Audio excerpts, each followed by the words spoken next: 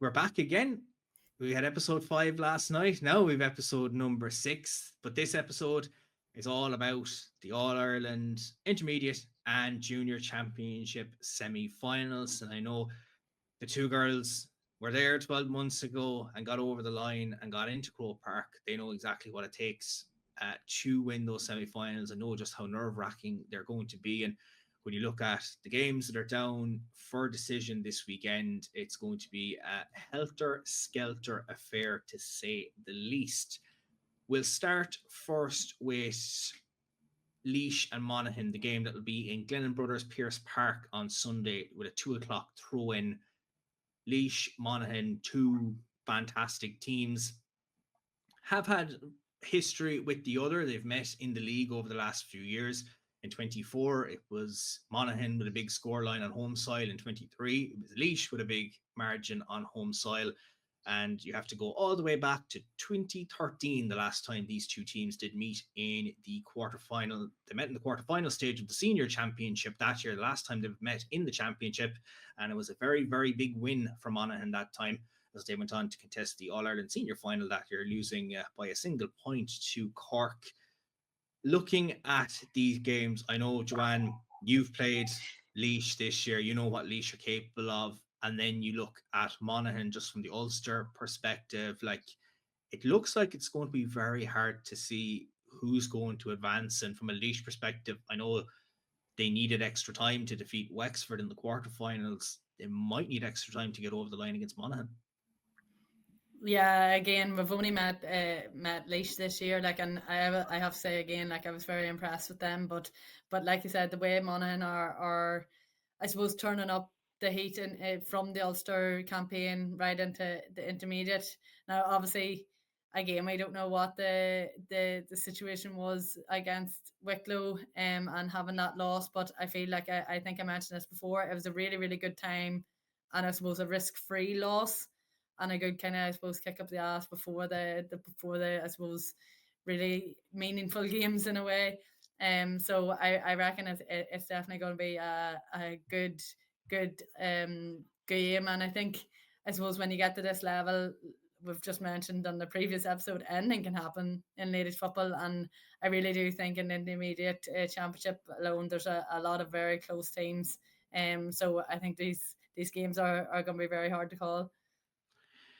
Like, obviously, it's going to take, I suppose, the forwards to do their jobs in terms of getting the scores, but the defenders as well will definitely have to be at their best to neutralize that attacking threat. Like, Ava Sherry has been doing fantastic stuff for Monaghan this year. Definitely their big scoring threat. Then, Jennifer Duffy's inside, can be a very, I suppose, she can play inside the full forward line. She can play in midfield. She can play in defence.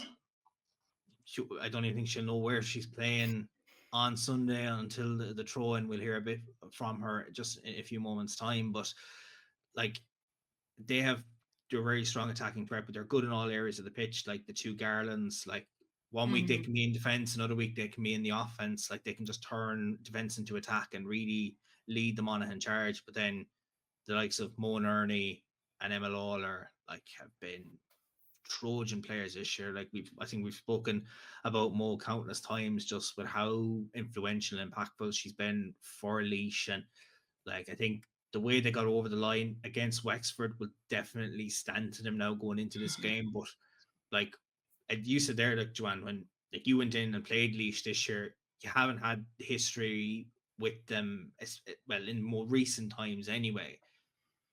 Now Monaghan, I know they played them in the league, but teams have changed. Players have come in and gone since 24 or 23. Teams are playing a lot different now. I imagine, and it's a semi-final, that things would make it a lot more closely compact than what we might think of when you look at previous results.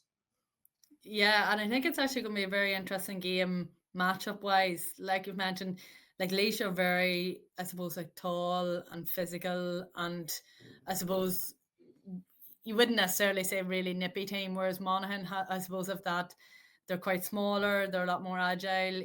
It's actually quite different teams coming up against each other. So it'll be interesting. Maybe is it like, you know, with Monaghan gonna have to use their speed and agility a wee bit more, and be a wee bit cuter to, like, if Laois have a pack defence, which I know that did against us, it's going to be harder to get those wee pockets to I suppose use your skills and be nippy in there. But likewise, Laois in the counter attack, like, they are athletes of women, like, you know, their ability to carry the ball, like, and again that kicking game, and again Mo Nearney, like you said, sometimes having them really intense games can, I suppose, teach the younger girls, but also show through the experience of a panel like that. And it really does stand here to have that, I suppose, close call at that stage, and you know, they should take confidence from that as well coming into the semi-finals. Like, I know, Claire, you were preparing for the semi-final in Parnell Park last year, and you took on a team like Wexford. You look at Laois, like, they have gotten over the line against Wexford. We spoke about it in episode 4, just how that game could have been a semi-final in itself, could have even been a final with the level of quality that those teams have brought. But with Laois, you know, they've come down from senior. The league campaign, they were disappointed that they didn't do better. Were disappointed with how the Leinster campaign went, but kicked on in the championship, and to get over the line against Wexford, like, that's, I suppose, they're hitting their peak at the right time, would you say, now going into the semi-final? Yeah, I suppose, you know, probably all 4 teams really. Like, Monaghan have been really impressive. It's interesting what you said about them meeting in 2013 as senior teams. Like, they've kind of had they're a whole new team since then. Like, I wouldn't recognise many of the names now at all. Like, they're a different generation almost. So this is a new Monaghan team. Like Joanne said, they're very pacey, very agile, and very versatile. You mentioned it, Jim, about kind of, you don't really know where anyone's going to be playing, and you know, that's a tricky prospect for the opposition, because you do, not that you're playing positionally to suit the opposition, but you obviously have to keep in mind, right, where is this player and who's going to be picking her up. And when you don't know that with a team like Monaghan, because they could be anywhere, it's tricky to plan for them. And obviously it tells you that they're a very versatile set of players. So yeah, Laois probably are coming into good form, but I would argue that Monaghan are too. I think that should be I think both games should be really close. And if we're sitting here next week and there's massive gaps in the scorelines, I'll put my hand up and say I was wrong. But they should be really, really close games, and I include this one in it. Laois and Monaghan should, very different teams, like Joanne said, but I think it should be a really close game. Like, Laois have been here before and they've done it. You know, they had that fantastic year in 2022, getting over that line in the semi-final, marching on to Croke Park and winning the Mary Quinn Cup and bringing it back to Laois, taking them on to be a senior team. It's the contrast for Monaghan in that for years, Monaghan were a senior team, were, you know, in 2016, they made an All-Ireland semi-final against Cork.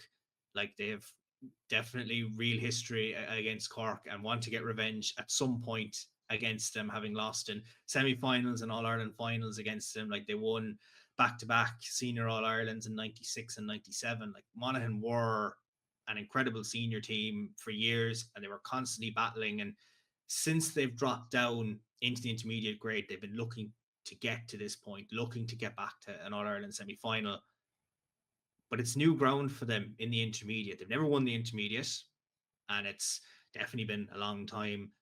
If they were a senior team before, they've never been in an intermediate semi-final. So this is going to be new for them. They've been in semi-finals before, but like the pitch in Longford, it can change the dynamic of the game, you know, and bounce the ball here and a bounce of the ball there. But do you think Laois might have the favourites tag going in to this game, or do you reckon it's too hard to call, or maybe it's 51-49 Laois as opposed to Monaghan? Joanne, you've played them both sooner or more recently, let's say, so I'll leave that one to you. I feel like I'm only going off at meeting Laois this year, and I was very, very impressed. But again, I haven't seen even Monaghan playing in person this year. Like, so it is going to be a very, very close call. I think I'm like Claire on this one, that if there's a massive gap in the score next week, again, you just can't write it. But I'm probably leaning towards favouring Laois in this instance. I personally just think Laois are going to do very well, if not win this whole competition. So it will be interesting to see how they do fare out. But yeah, it's close. I do think it's still a close call, but I'll lean towards Laois. Sorry, Monaghan neighbours. Well, that's how we have called it, and looking at it and just trying to, I suppose, break down the stats and the analytics looking into the game. But let's hear what the players had to think going into Sunday's clash. So I caught up with the Laois captain, Andrea Moran, and the versatile Jennifer Duffy of Monaghan. Delighted to be joined by the Laois captain, Andrea Moran. Very welcome to our Ladies Gaelic Football Podcast. Thanks so much. Delighted to be here. Obviously, any team coming in to a championship after relegation, it's always just about finding your feet. But as far as Laois are concerned, it's been very, very strong campaign so far. Obviously, that quarter-final tie could have gone anywhere against Wexford, but I'm sure from your perspective, you're delighted to be looking ahead to a semi-final now this weekend.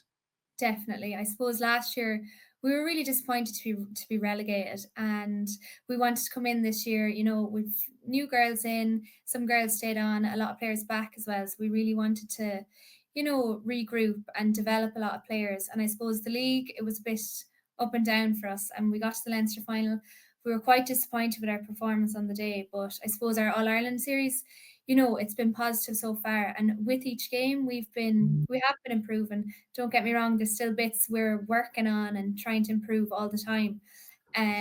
But yeah, we're really looking forward to an All-Ireland semi-final now on Sunday. I know, like that, as you mentioned there, the league, it was an up and down performance. You still got a healthy amount of points and were competitive for the most part in that league. I can imagine, coming in off the back of last year, might have been a bit of a change in the personnel of the squad. We have seen it in the last few years. Laois have lost a couple of players and gained a few more younger players coming into the squad. But the squad itself is looking in a very good shape, and you still have a scattering of those experienced players that are still putting on the jersey and giving you those results. Yeah, I suppose there has been a bit of a change maybe since last year. A few girls maybe that didn't come back, and then we've a few girls who are maybe back from travelling, and they were back in at the start of the year. And we're delighted again, Clodagh and Jane Moore came back as well. They're home from travelling. So they've brought a huge amount of experience with them. So I think, there is the squad, we have a strong squad, and the subs that are coming in, they're really making a huge difference. And 1 to 30, it's so competitive at training, and everybody's really pushing each other on, which is really good. And that's what you want to be saying when you're coming up to an All-Ireland semi-final.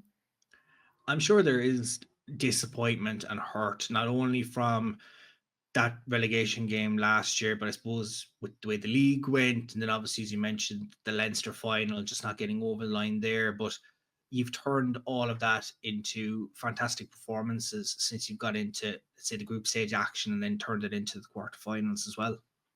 Yeah, look, I suppose, the relegation loss last year, the Leinster final loss, they're feelings that you will never forget, and they're feelings, you carry them with you because you don't want to experience them again.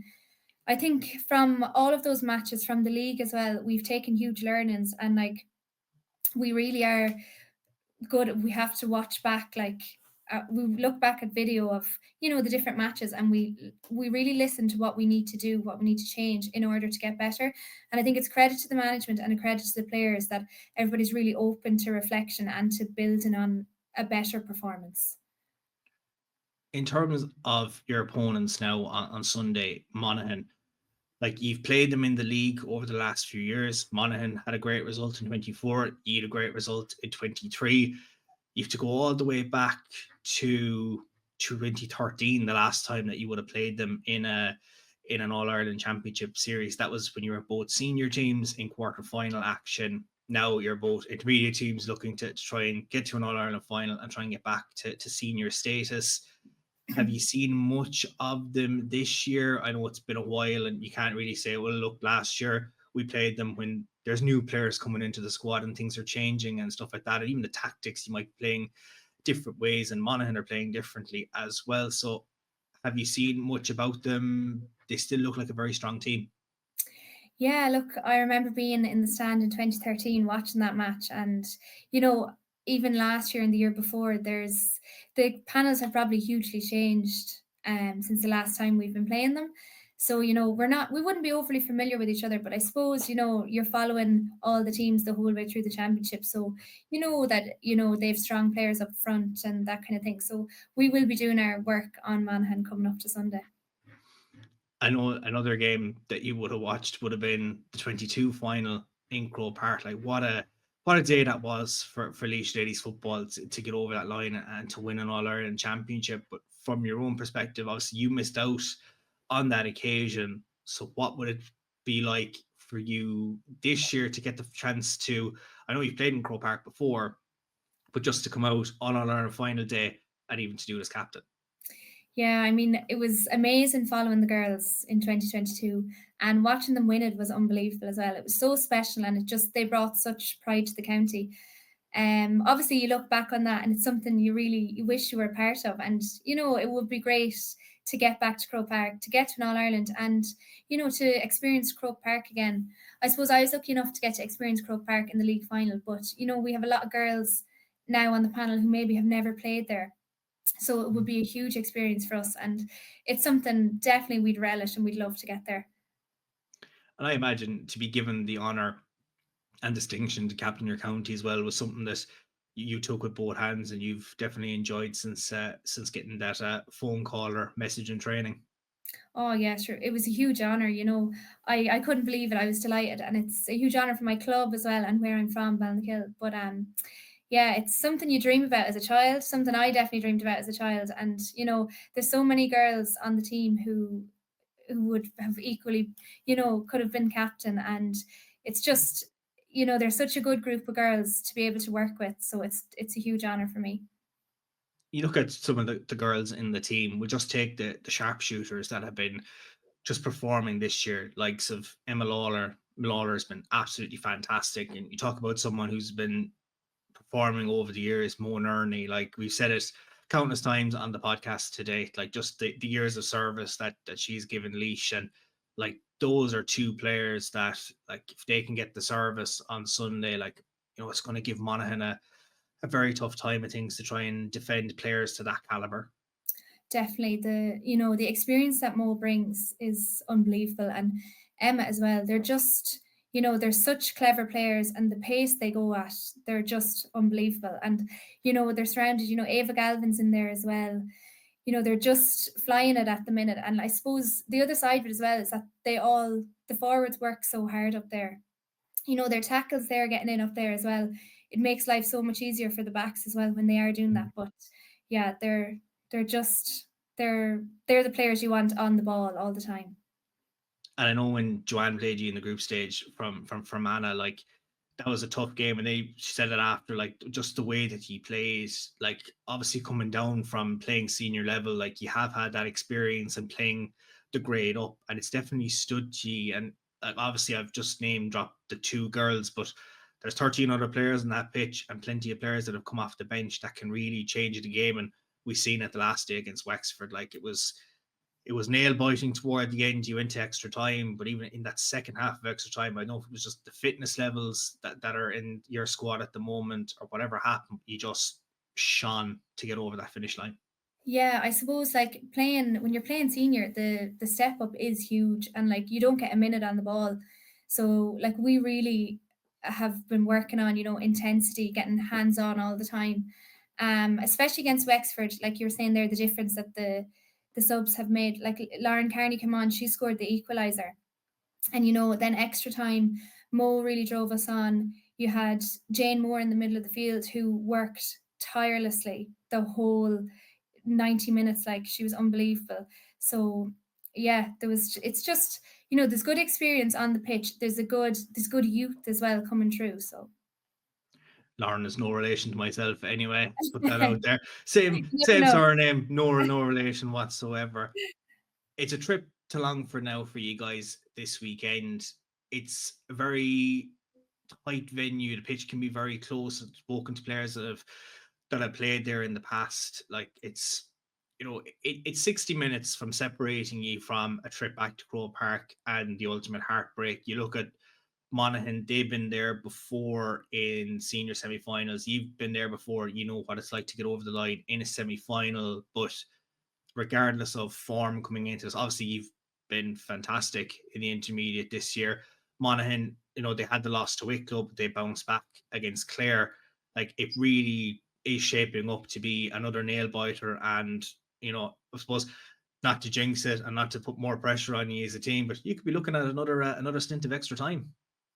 Yeah, well, like, who knows what could happen? Like, we know going up there, it's going to be such a tough challenge. We've no doubt about that. We're not underestimating Monaghan in any way.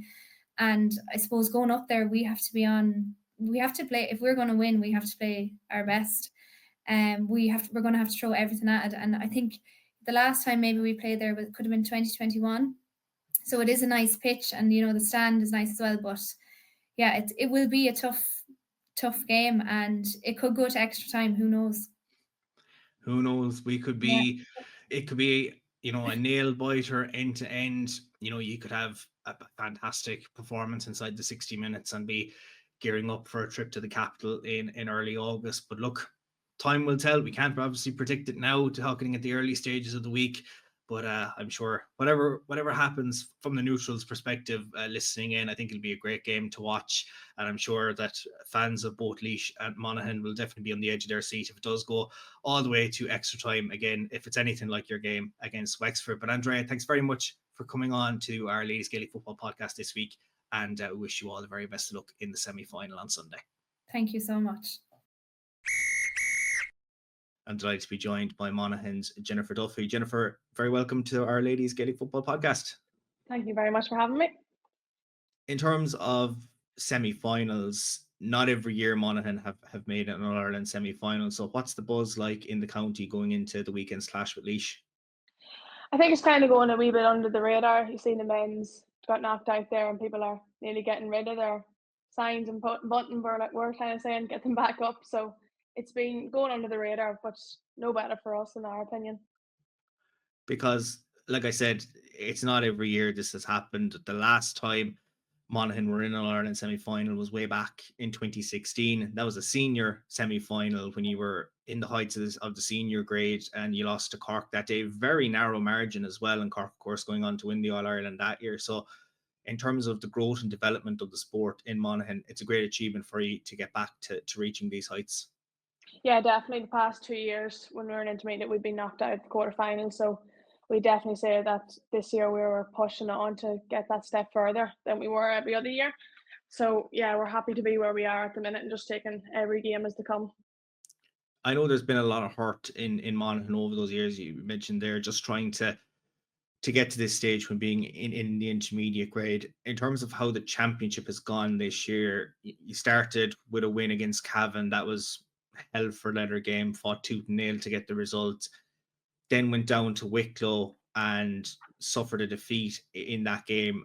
You did end up going into the quarterfinals as a result of that, finishing in second. Was there an air of disappointment just as how that Wicklow game had transpired?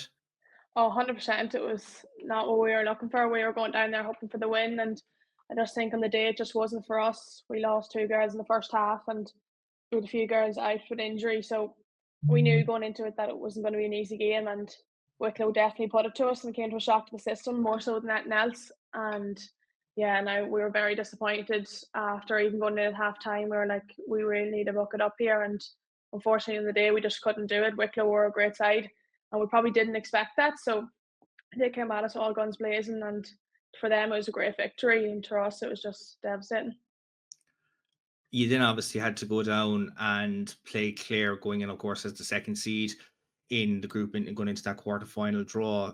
Clare are a very strong team. I know the quarterfinals didn't go the way they wanted the year prior, but I suppose in terms of picking up the socks after the Wicklow game, you definitely delivered with a very impressive performance down in Quilty. Yeah, definitely. We had a solid 2 weeks training. It was probably the best we've ever trained. After the Wicklow game, we kind of pulled up the socks and said it was about time we kind of put a bit of work in here. So we knew going down to Clare that it wasn't going to be an easy battle. They've been there or thereabouts since 2023. So we kind of knew it wasn't going to be an easy game. So going in as underdogs, we were a bit like, oh, we just have to push it. In the first few minutes, I was sitting inside thinking, God, this could be a long game. But thankfully, now after the first few minutes, we kind of got back into it. So on the day, it was really good, yeah. So we were happy how it went. When you mentioned there just the way that training had gone going into that Clare game, obviously the confidence now from that can build into this Laois game. So has the training sessions since that Clare game also been to that level leading in? Yeah, to that 100%. Girls have really stepped up, and other commitments have just gone out the window for everybody. So we're kind of everyone's on the same page now that we need to be all guns blazing going into this game again, Laois, because it's not under any going to be an easy battle for us. It hasn't been, I suppose, when you look at the results when you've played Laois over the last few years. You know, you played them in the league last year, had a very comprehensive win up in Monaghan. Then the year prior, they played you in Laois in the league and got the results. I think it was 14 or so points they beat you by that day. And then you have to go all the way back to, I think it's 2013, the last time that Monaghan played Laois in the All-Ireland series. That was a quarter-final tie in the senior championship. Monaghan were very comprehensive winners on the day. You have a very strong history with each other, but it literally could go down to the bounce of the ball in the semi-final this weekend. 100%. There's no, you can't really go back and say, oh, last year we beat them, year before. I'll never forget that game thinking, God, are we ever going to get out of intermediate? So they've definitely put it up to us and we put it up to them. So it could really go any way at the weekend, just like every game has been. Great teams are beating other teams that have lost to others, and it's just a really open championship this year. So yeah, it definitely is. The last few games we played again, there was nothing to be going against.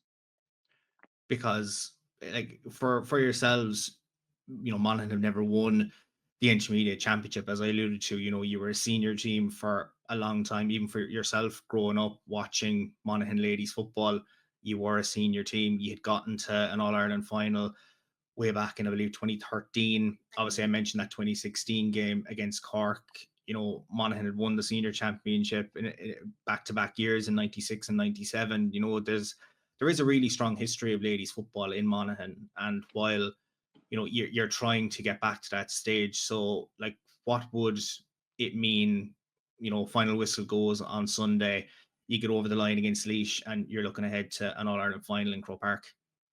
Oh, it'll mean everything. You're nearly trying to get back up senior football for them girls that were there in 2013 and 2016 there. So senior football is where we want to be at. And since we got relegated, I think it was in 22, that's what we've been pushing for, to get back up to senior. And it's no way an easy battle to get back up. So it'd be everything to the girls now. We've worked really hard this year, and getting up to senior has been our number one goal. So it'd be great if we could get back up there.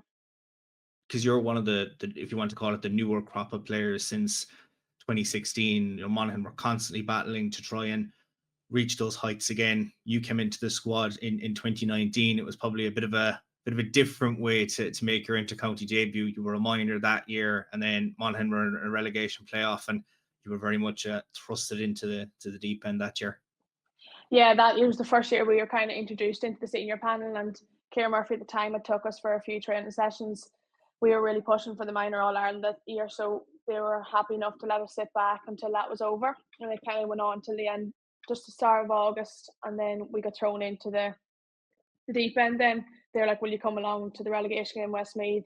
And I was like, great, I'll have a fun day out here, I'll not have to play, I'll get to watch the senior girls play. And then Kieran told me I was starting, and I was like, oh, okay. So put me into midfield, and it kind of just all fell into place. I was a bit naive to what was going on, so I was happy enough to be just playing football. And it was a year where we were winning, and we had won our club championship that year. It was just a good year to be playing football in general. So I was happy enough to get in with them girls like Elle McCarn and Ciara McAnespy, and just to get involved. Them, they kind of set the standards that I, you know, now trying to set now for the team that we have currently. So to put in with them, you know, like I was looking up to them girls in 2013, 2011 All Ireland, and it's to get them few years playing with them mightn't have been too long, but it was great to gain experience with them girls.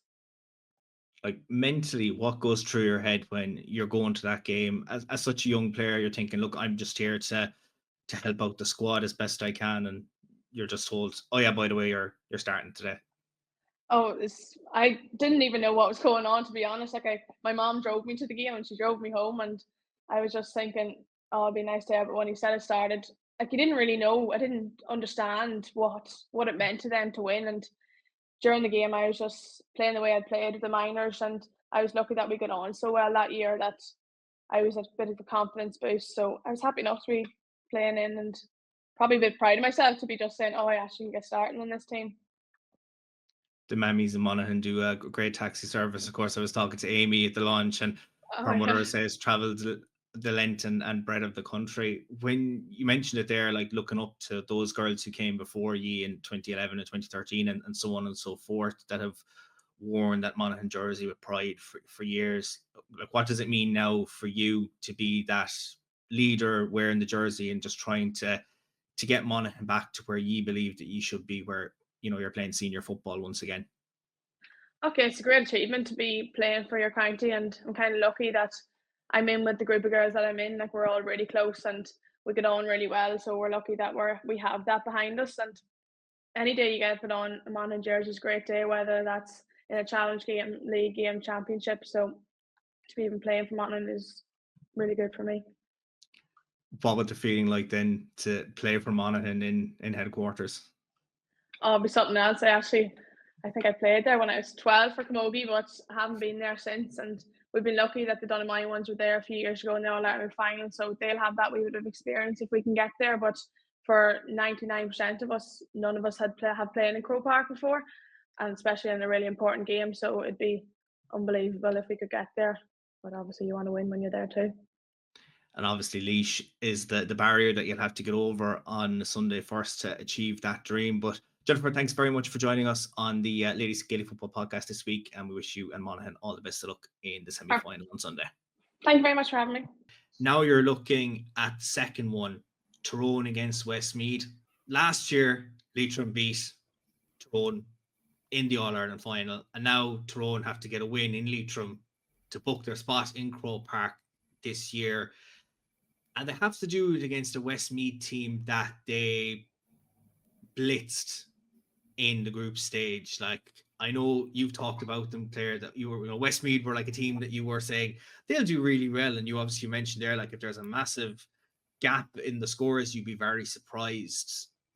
Like, Tyrone had a fantastic performance when they met Westmeath in the group stage. But you'd imagine since then, Westmeath have done what they needed to do to get here. They got that big performance that they needed against Cavan away from home, managed to leave with the point, the narrow 1 point win, and now are looking at this game. And I'd imagine from their perspective, they've learned their lessons and hopefully will have their homework done now to turn the tide against Tyrone this Sunday. Yeah, it's between Pearse Park and Park Sean on the weekend. There's loads of great football to be played in the ladies intermediate in my area. Yeah, the massive gap between Tyrone and Westmeath earlier this year, I really can't wait to see whether that plays a role in this game or not, because I sort of feel like it might not at all.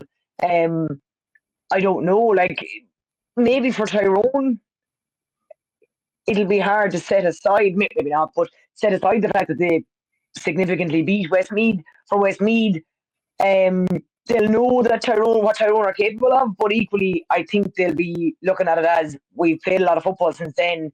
I'd hope that result doesn't kind of play out any further in this game, because we're at the stage of the competition we're at now, and for there to be such a difference in the score would kind of have you just question, how that happened. So I don't think the scoreline will be anything like it was first day out. But of course, for Tyrone, they'll be hoping it will, and Westmeath will be hoping it won't.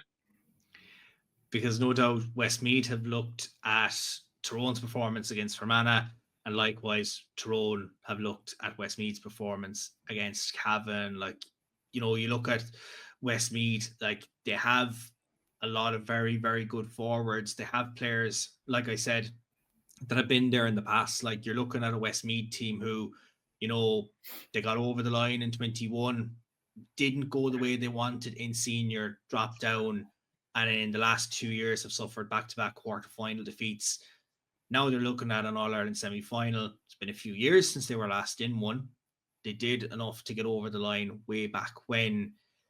And I think they have the players like, you know, Sarah Dillon's been fantastic this year. Ended up taking home a Player of the Month award there for her efforts. Has been a very, very strong campaigner for years. Anna Jones netting twice against Cavan. That gave them that little bit of momentum in the opening half. And it's gone under the radar that they have Sarah Murphy playing at fullback for them. Sarah, originally from Rathmore in the county of Kerry, has now moved all the way up to Westmeath. Former Kerry player, has been a very focal defender at the back for them this year. And I know, Joanne, when we're talking about Tyrone, like obviously they had that massive scoreline in the group stage, but like you seen them in the quarterfinal, like the scoring threat that they bring, and like at such a pivotal point of that game in second half of extra time. Obviously they get the penalty, they had the yellow card and stuff like that, but even when legs were tired, like Tyrone were running rings. They were just trying anything they could to get their offense going. And like she's only 19, but like Sorcha Gormley can just change the dynamic of this game if Westmeath give her any license to roam in toward their end of the field. Yeah, and look, it's hard to know, was that just like an anomaly game? Like, you know, it's hard to think that, you know, any semi-final is ever going to be a hammering, really, because you'd think that teams are a lot more prepared than maybe a group stage. Maybe Westmeath didn't give Tyrone the respect they deserve. Maybe they hadn't done the research. I'm not sure what would have happened that day. Was it just an awful day for them? I'm not too sure. But look, Tyrone are obviously going to take confidence from that. Like even like we mentioned with the Laois and the Wexford game, they had a really good tough game against us, went to extra time, and obviously they got over the line. But that stands to teams, like that kind of confidence and composure, I suppose, going into these bigger games. You know, so they should be probably on paper going in fairly confident with this. But like you mentioned, Westmeath, I don't think they're going to be as, you know, easy, I suppose, this time round. I think they'll probably want to put a marker down. And look at Cavan and Tyrone ran very close games this year. Westmeath beat Cavan. You know, if you look at it that way, like they're obviously, you know, Westmeath can take a lot of encouragement from that as well, like that they deserve to be here, and maybe they would have rathered the other end of the draw and not make Tyrone again. But I suppose you have to beat them sometime down the line, like, so it will be definitely a really, really interesting semi-final, and I'm really keen to see if it is as close. Because looking back at your game with them, like just the threat that Tyrone bring, and it's not just the likes of Aoife Horsk, it's not Sorcha Gormley, like they just have a load of vocal players like Aoibhinn McHugh, fantastic leader, has been a very impactful leader for that team. And like I know we've said it, Claire, numerous times, like, but you look back at that game last year in Croke Park, and just like for a defender, like, you know, Tyrone bring such an attacking threat, but then of course they have their forwards that can go back and defend and shut up shop, and then they have their defenders who can join the attack and just like a swarm of bees just go around you, and you just don't know what they're capable of. Like Tyrone are, I suppose they're hungry, they're fueled off the heartbreak of losing the decider 12 months ago, but equally no doubt Westmeath probably are fueled by even more heartbreak, having had so many years of deflation to not reach this point. So it really could be a 50-50 battle in similar style to the Laois and Monaghan game. Yeah, and I think, you know, Tyrone had a really good season last year. Like it didn't obviously end the way they wanted it to, but they were a very consistent team throughout the season last year, and now they're in, you know, this is another year of really good performances. So I suppose they'll be probably thinking that it's time to peak. Like they really have been building, and yeah, look, obviously they'll be the disappointment from last year probably is driving them on and giving them maybe a bit of an edge, even over last season. But like you mentioned, you're Westmeath have been there or thereabouts too, and we say this constantly, but now we're at a stage of the championship where a lot of the stuff that we might talk about in group stages kind of goes out the window, and there's a game to be played, and everyone knows the prize at the end of it, and it's everyone's dream to play in Croke Park. So like that in itself is motivation alone. Never mind, you're still taking it game by game. But for all these teams at the weekend, like they know what it would mean to come out on top. So I think a lot of stuff that might be talked about in the lead up to it, as I said, could kind of go out the window on game day. Absolutely. Like it's going to be so hard to call these games. Like I remember looking back at your game in Fermanagh last year, like that could have gone anyway. Like toward the end, I'd say you were just going, where is that hooter? When is it going to sound? We just want this game over and done with. I imagine like teams are going to be like it this weekend. But just on that, like there's games that you would have played where like you look at, say, the Offaly and Wicklow game in the relegation playoff where, the clock goes all the way into the red. You're wondering when's it going to go. From the player's perspective, when you add the hooter element into it, does that change the mindset when you haven't experienced it from the start of the year until you get to the end of the championship season? Yeah, I'll jump in here first anyway, and quickly say that only for the hooter last year in Croke Park, I might have passed out. Like it was such a comfort to be able to know when the game was going to be over, and especially the way that game was. Like there was so little in it.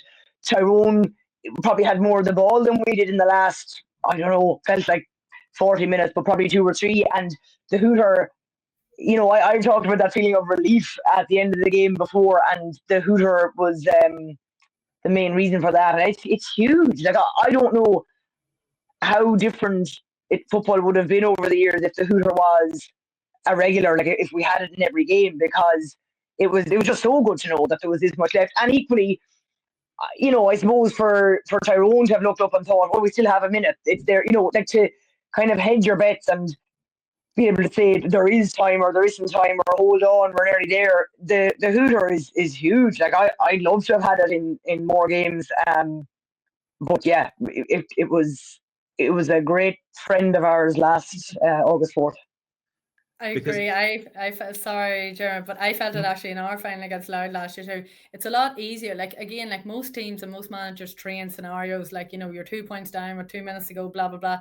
But like you can't usually do that in games. But like even I don't know if anyone's like the Roscommon game we played. I think he played 38 minutes to the second half. Like there's we were making subs thinking there was 2 minutes left, and they ended up playing friggin' 12 minutes. You know what I mean? So it's hard when it's quite subjective to the referees, and obviously they can only try their best. I'm not saying that it's all on them, but like it would probably be a relief for a referee even to have a hooter that to have something else less to think about too. That I definitely think if it was incorporated into, other games throughout the season, that you'd have a wee bit more practice with it, and it'd be just, like I said, just easier to manage. Like, yeah, definitely. Because I can't remember, Claire, if there was the hooter in Parnell Park last year. I remember when the game was over, there was such a cheer, like the Leitrim support. I'd say you could hear it all the way back, all over the county. And I know in the press box, Dave Quinn was alongside me doing the radio, where like there was a bit of a partition, but you could hear the celebration from her when that was over. I was like, was there a hooter or was it just the final whistle? But yeah, like take that into consideration. Like, semi-finals, you don't have it. The finals, you do. Like it can really change I suppose, what way a team wants to see out the game, because, if you have the instance where you have the hooter, you can say, look, there's whatever many seconds left on the clock, we can slow the game down. Whereas if you're playing to additional time and it's up to the referee to blow the whistle, like anything could happen. You could cough up the ball and suddenly the opposing team are going down the other end, knowing that if they can get a point, they could force extra time here. Yeah, but like you said, Joanne, about the ref, like I think I've only ever refed underage games, and it's so hard not to get caught up in the game. So for the ref, I think it would be huge actually, because the kind of would you call it responsibility, but the call would be taken out of their hands, because when a game is that tight, there's probably in their heart as a football fan, they're thinking, I want to see how this plays out if we give another kick out or if we let this play on. So like it probably take a bit of the crack out of it maybe, but definitely for everybody would probably be a good call if we could have it as part of, let's say, even the championship, if not the league. Or look, I don't know how that would come about, but yeah, I know, like you said, Joanne, a really good point about kind of training different scenarios. Like you can't really, when you're waiting on a little toot from a referee's whistle, you definitely could train that to your advantage if you know that there's a hooter about to go. So it's a really interesting topic, and to think about it, especially now that it's been brought into the men's game. Yeah, I think without a doubt, like even the likes of the like league finals, like, or something like a final or Ulster final or like provincial finals like that, at least there's some way of getting used to it, because I think even getting to Croke Park, there's such a contrast to everything. You're going into a big stadium, everything's to the second, you have to be on the field at this time, and like especially for the young girls, I think it's such a a change from like everything else is so casual up to that, but now we have a hooter, now we have a timeline that we have to stick to, and everything's so strict, and we don't warm up in the same place. And even the girls last year, like they didn't even know we warm up inside in Croke Park, and there's a lot of things that's unknown until you're there. So it's such a difference. Whereas men probably are used to having the crowd and having things, if they're televised, if they're live stream, that they are used to that maybe a wee bit better, and that it's not just such a holy shit, this is a big deal on an All-Ireland final day, on top of the nerves that, oh God, this is final, oh my God, there's going to be so many more people here. Like, so it is a really interesting topic. I do think in general the rules probably could be looked at a wee bit updated, not just that rule, but that may be a topic for another day. Well, let's hear what the respective camps had to think about this game. So I caught up with Westmeath's sharpshooter Ciara Dillon and also Tyrone's captain Aoibhinn McHugh ahead of Sunday's semi-final tie. Delighted to be joined by the Tyrone ladies football captain Aoibhinn McHugh. Aoibhinn, very welcome to our Ladies Gaelic Football Podcast. Yeah, thank you for having me. I suppose coming into this season, Tyrone were, I suppose the ultimate goal was to get back to Croke Park and try and fight for the Mary Quinn Cup again this year. 60 minutes, should I say, away from it this weekend against Westmeath. How's the feeling like in the county now going into this Sunday? Yeah, we're excited. It's where you want to be. We went to extra time there with Fermanagh, so we were very close to not being in the semi-final. So really glad just to have got over that game, and looking forward to playing Westmeath in the semi-finals.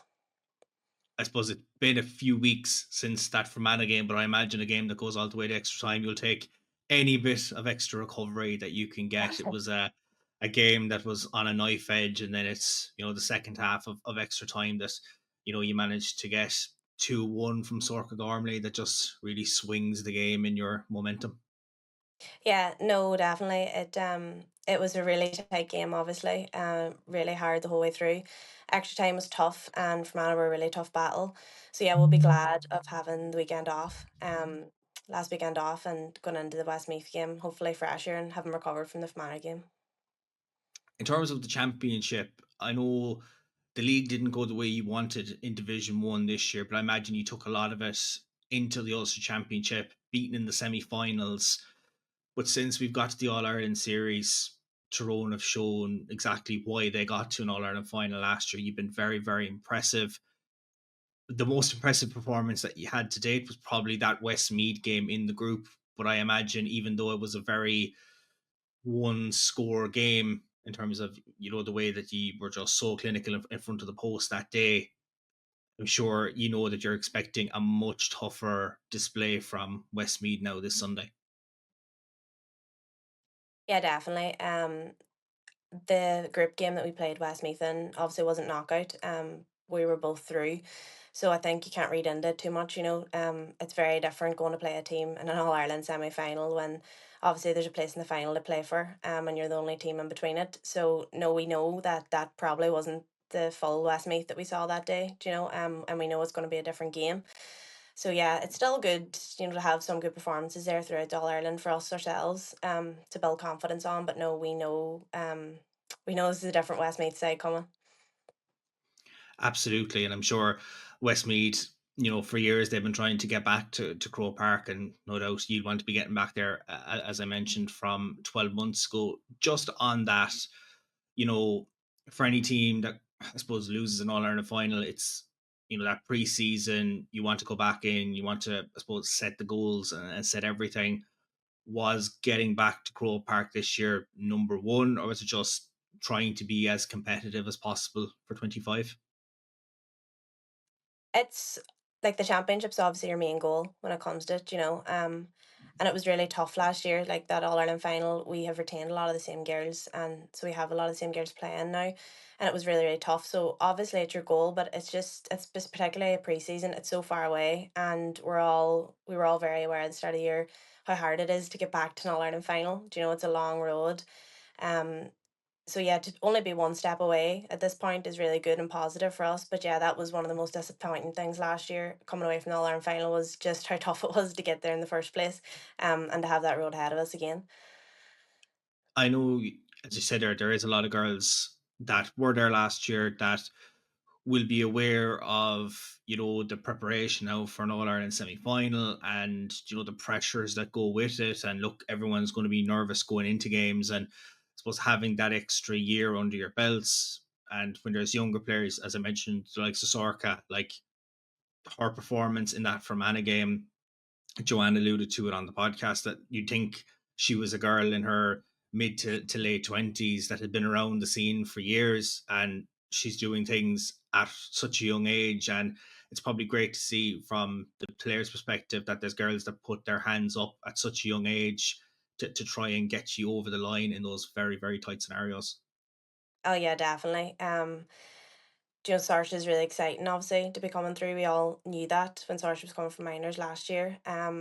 Last year she was still minor, so she had joined our panel sort of late on the year. So this year, her first proper year at senior, like it's brilliant for her. And it's brilliant for us as a Tyrone team, and like that's what you want. We've lots of leaders and lots of other players as well, and who when it comes down to it in the championship, you want them girls to be putting their hands up. And no, thank God she did it, and she got us into the semi. I know we talk about leaders, obviously you being the captain. I know we spoke last year at a couple of different media events just on that, but I know from your own experience that you've been around the team now for a good few years, but obviously to captain them, it's a little bit more special, and there's a bit more pressure obviously on you just to be that leader. And even when you have the younger girls, just trying to be the voice that just can guide them if they're that little bit nervous coming into these type of games. Yeah, look, obviously it's a big honour to captain your county, you know, and to have done, you know, to be selected again this year is obviously massive for me. It's a really, really nice group of girls we have, really good group of girls with lots of exciting players. You know, there's other girls who've just come up from minor as well, a few girls that have came back who maybe weren't playing for a couple of years there. So to captain that group of girls and be part of it is very special.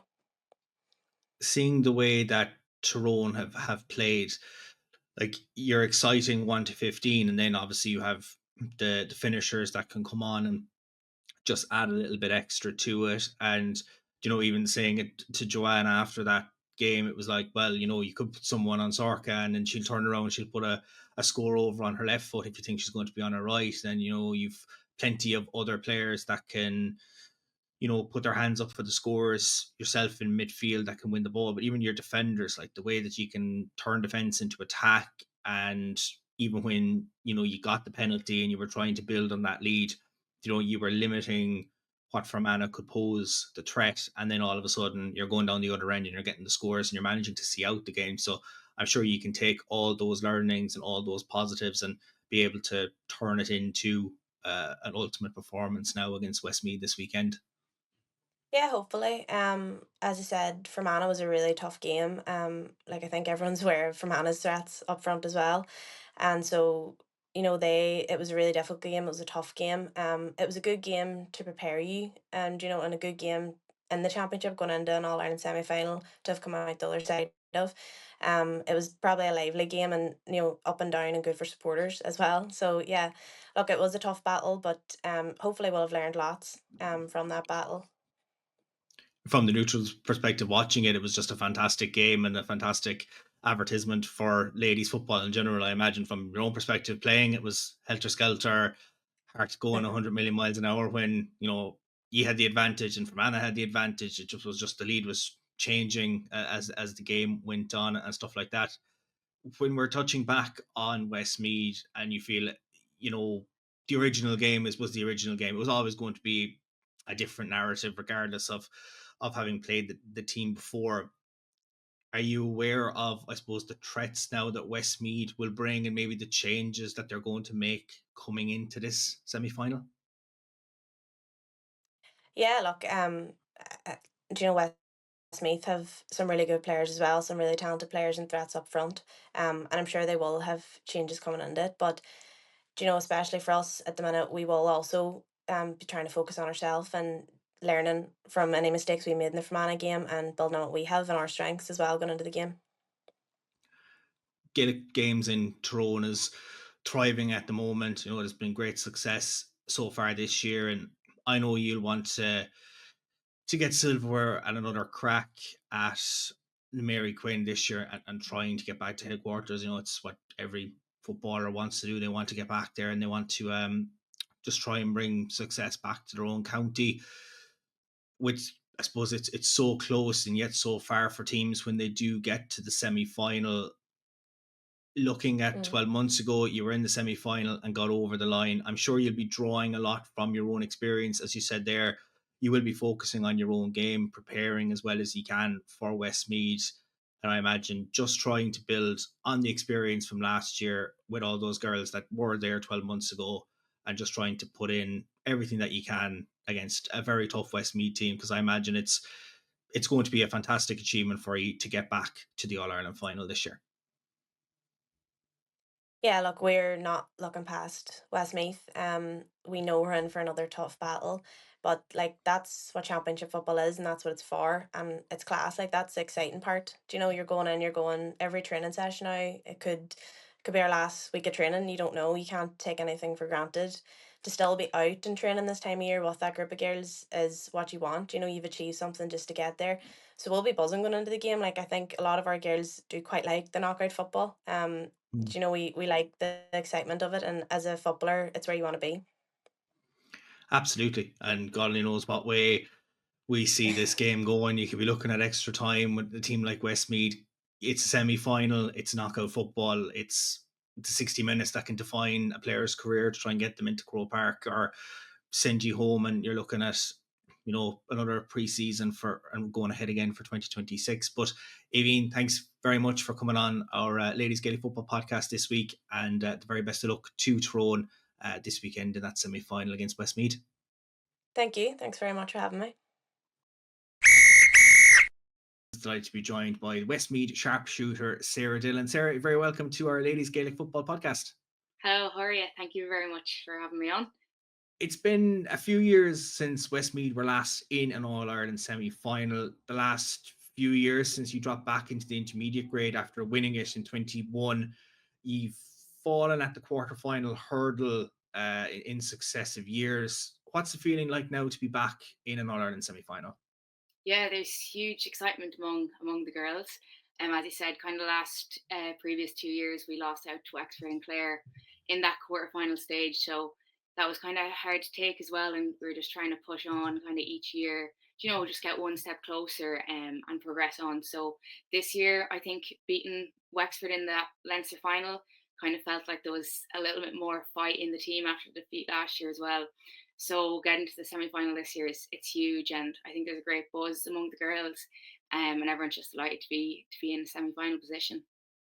It's been a championship of ups and downs for Westmeath. I suppose the biggest up would obviously have been that quarter-final away to Cavan, a game that could have gone either way. You had a very strong first half, and then Cavan came back into it, and then you get that decisive goal, and it's the headline-making moment, and yourself that's on the score sheet, and you leave Cavan with the 1 point win. Like, after those years of hurt of falling at the quarterfinal hurdle, like, was there a lot of relief when that whistle sounded that you had gotten over that line? Yeah, for sure. Like, we knew the build up to the game. Like, Cavan have had an unbelievable year so far. Like, with their Ulster Championship win and doing so well in the league, then as well, we knew it was going to be an absolute dogfight. And losing to Tyrone by such a huge margin in the kind of group games, we kind of just refocused and said, look, this game is going to be just as tough.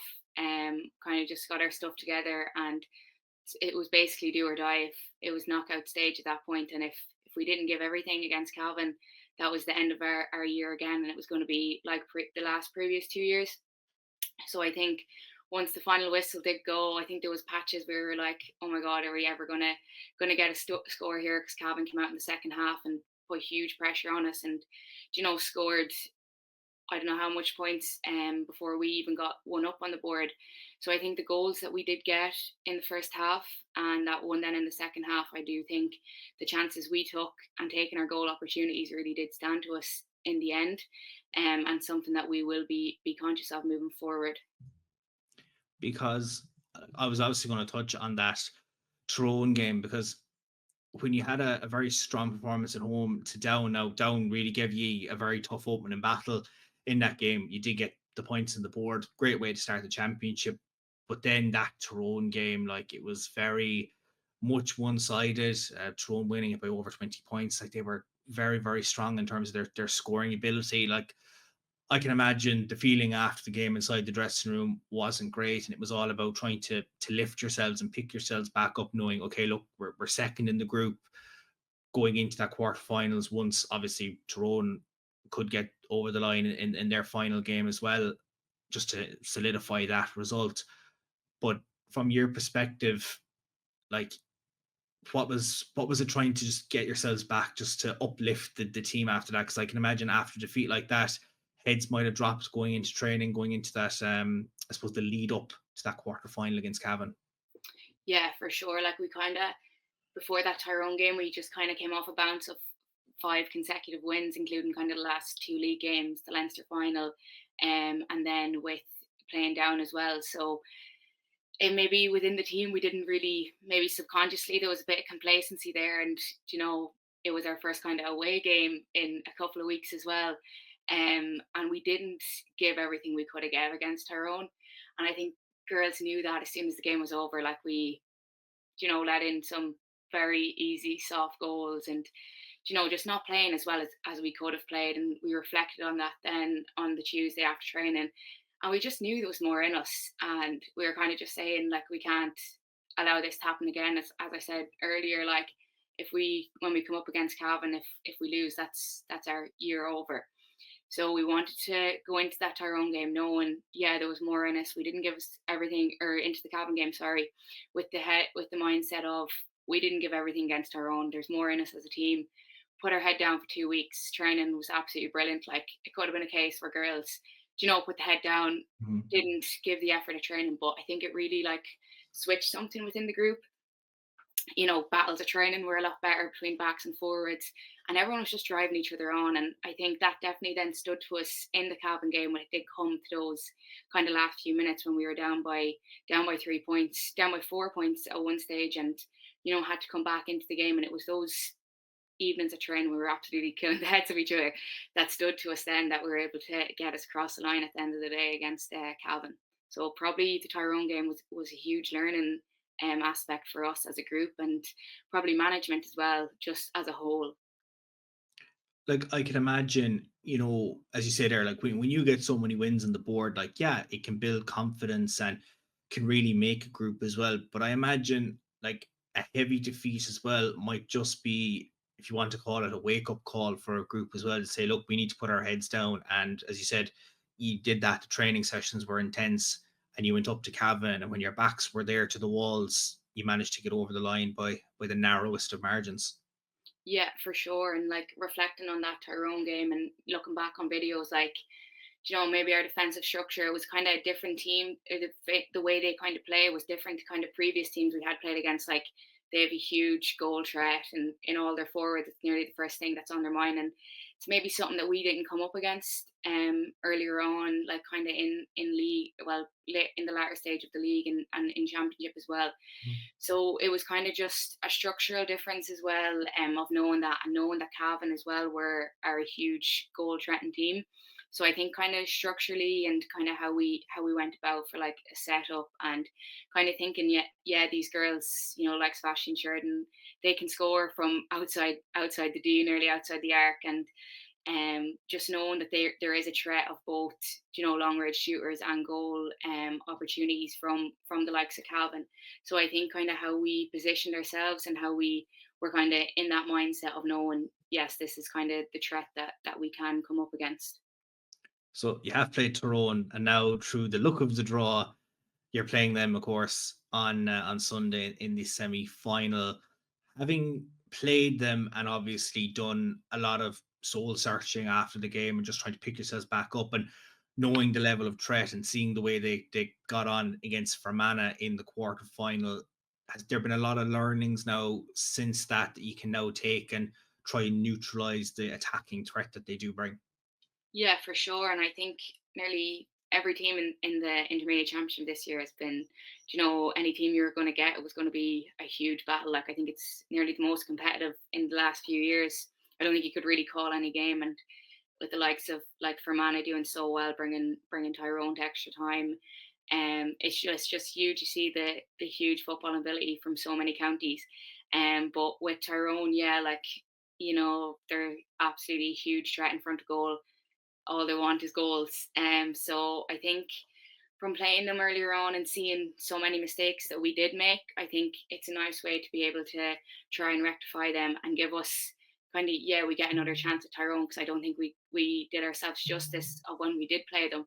So to be honest, in a way, I was kind of happy that we are getting another chance to hopefully redeem ourselves, and hopefully on the day we can give a better performance. Like, if it is a better team that beats us, but we play 100%, I don't mind losing that way. But losing when you don't give a performance at all is a hard one to take. I know that Claire had tipped you on the podcast to do well in this year, and she even said, like, you know, Westmeath needed to put in a performance against Cavan. Obviously, look, we were at that stage of the competition where it's do or die. You don't put in the 60 minutes. You don't get on to try and continue this journey to Croke Park. Now it's a final 60 minutes to get you back to where you want to be, I suppose, after the last few years. Like, this is a big game for yourselves, but I'd imagine, like as you said there, the work that you wanted to do on a team like Tyrone, you know, to neutralize their attacking threat. Like, you know, your attacking threat, you've been fantastic this year. Like, your forwards are really performing when they need to be, and you can just be a threat for Tyrone down at the other end. But looking ahead now to Sunday's game in Carrick-on-Shannon, like, this is, I suppose, the 60 minutes that you've been training for since before Christmas, and the grueling nights, the howling wind and the rain, just to try and stamp your ticket back to Croke Park. Yeah, for sure. And I think it's going to be, you know, a good hard 60 minutes for every player on the pitch, from goalie up to the top corner forward. I think the forwards will have to nearly put in a defensive display, and same with the backs, like coming forward to help us out up in the forward line. And I think it's going to take, you know, subs coming in, everyone as a whole, to absolutely give everything they can. If a girl gets 10 minutes, to give everything she can in that 10 minutes, because you can't really switch off. It's a semi-final now. You can't switch off for a few minutes, and that team, I know a team is bound to get a purple patch, but how we react, and, you know, if our own art to go ahead, it's just how we kind of control the game and can get back into it, because as you said, it's do or die now at this stage. And when you set out at the start of the year, it's the only place you want to be, in Croke Park. So yeah, that's what we're hoping for. Well, we'll have to see what way the 60 minutes transpire now on Sunday in Park Sean, to see just will it be Westmeath or last year's finalist Tyrone going back. Of course, Tyrone losing to Leitrim and now having to play in Leitrim to see if they can get back to an All-Ireland final. He couldn't make more drama of the game on Sunday. But Ciara, thanks very much for coming on to the podcast this week, and we wish you and Westmeath all the best of luck, of course, for the game on Sunday. Thank you very much. Thanks for having me on. Thank you. That's our intermediate action done and dusted. Now it's the junior and the trills and spills that we're going to see in a double header in Clonus this weekend. Like, It's Joanne, you've experienced it last year. Like the junior championship is so competitive, and it has been even more competitive this year. And now you're seeing two teams that haven't been around the semi-final scene in quite a while and are looking to stake their claim. That, of course, being Longford and Sligo. First up on the double header on Sunday will be Louth and Longford. Louth were there 12 months ago, got all the way to Croke Park, defeating Carlow in Parnell Park along the way to book their ticket, and just didn't get over the line against yourselves, Joanne, on the day. Then you're looking at Longford, who have been slowly going about doing their business, got the result that they wanted against Carlow, and are now 60 minutes away from Croke Park, and a team that have players that have never played in Croke Park.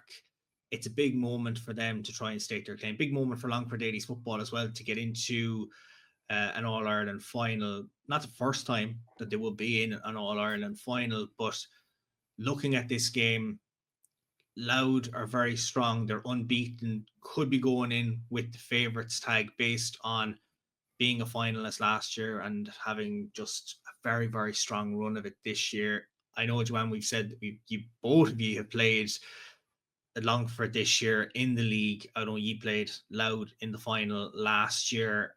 Looking at it from your perspective, this one could be hard to call, but Louth look the stronger, would you say? You probably would tip Louth personally. Like everything you've just mentioned there, like they have the experience of being there last year. I don't think they've lost many girls from last year, and in fact, I feel like they've complemented a wee bit more. Like I feel like a lot of girls are stepping up a lot more this year, and even like Aoibhinn all pressing forward, like getting on the scoreboard, they've a lot more attack and threat. Like, and I do think that on paper you're probably saying that Louth would be favourites for this. Longford, however, like, hey, you gotta love an underdog, don't you? You know what? They've literally nothing to lose. They can go, like, again, they've met a few times before. They're gonna have their work done. They know obviously the main threat, and sure they'll have Kate Flood marked. Like, that they'd be thinking, look at if we do a roll right and look at the look of the green, even to make it relatively competitive, for the last 10 minutes, you'd be thinking that it could go either way. But I still, personally, I do think Louth, like, again, based off last year, but even obviously how they're going this year, not having lost the game, like you'd be looking at them in Antrim, not having lost the game, to be like, who's going to be the first of them that's going to actually lose a game. So it will make for a very interesting semi-final, and the fact it's double header, I'm sure both teams are going to be watching each other, or watching the other semi-finals to see how they're going to fare at that. And sometimes I know I'm guilty of it at times. Like, you can do all the video analysis in the world, and you're watching them and you're like, you know what, yeah, I think we'll be grand. And then you come up against them and you'll be like, oh shit, they're, it's kind of like where you watch yourself, Jesus, am I actually that slow on video? You're thinking you're going 100 mile an hour. So sometimes you can do all the video analysis and all the tactical stuff beforehand, but until you're actually playing against them and see how you fare, it's very hard to call. Like, the way that Louth play, like, obviously you talked about Kate Flood, we've spoken about her, like, she's been just one of those forwards throughout the years that has been exceptional for Louth, just an exceptional player to watch, and it's just a great player, and has been very impactful in terms of what she's done for Louth. But then you like Ciara Woods, been very, very strong this year. Byrne, Joanne mentioned her there, and Aoibhinn. Then Lucy White that comes in, Aoife Russell has added scores. Like, they're not just a one-trick pony. Like, they can bring so many different things to the table. And, their wing backs are pressing forward. Their wing forwards are going back. They're adding that extra defensive layer. They're just a very, very strong team. I'd seen a lot of Louth last year going into the game against you in Croke Park, Joanne, and like, they looked very, very strong. I was very, very hard to call it because, with the way that you play and the forwards that you had and just the way the tactics can match up. Like, Louth have so many players and are well capable of doing it, but Longford as well, like, they got to this point.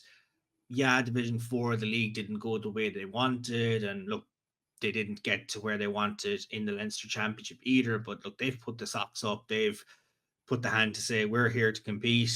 We're here to get to an All-Ireland final. They're hungry for it. They've shown what they can do. And like, look, everyone loves the underdog story. Like Longford getting over the line against Louth on Sunday would be, I'd say the whole county of Longford would be up in Clonus and would be celebrating if they made it to an All-Ireland final. I suppose you love those type of a story, the teams that never normally aren't there getting over the line, but they are going to have to do an awful lot to try and get past Louth.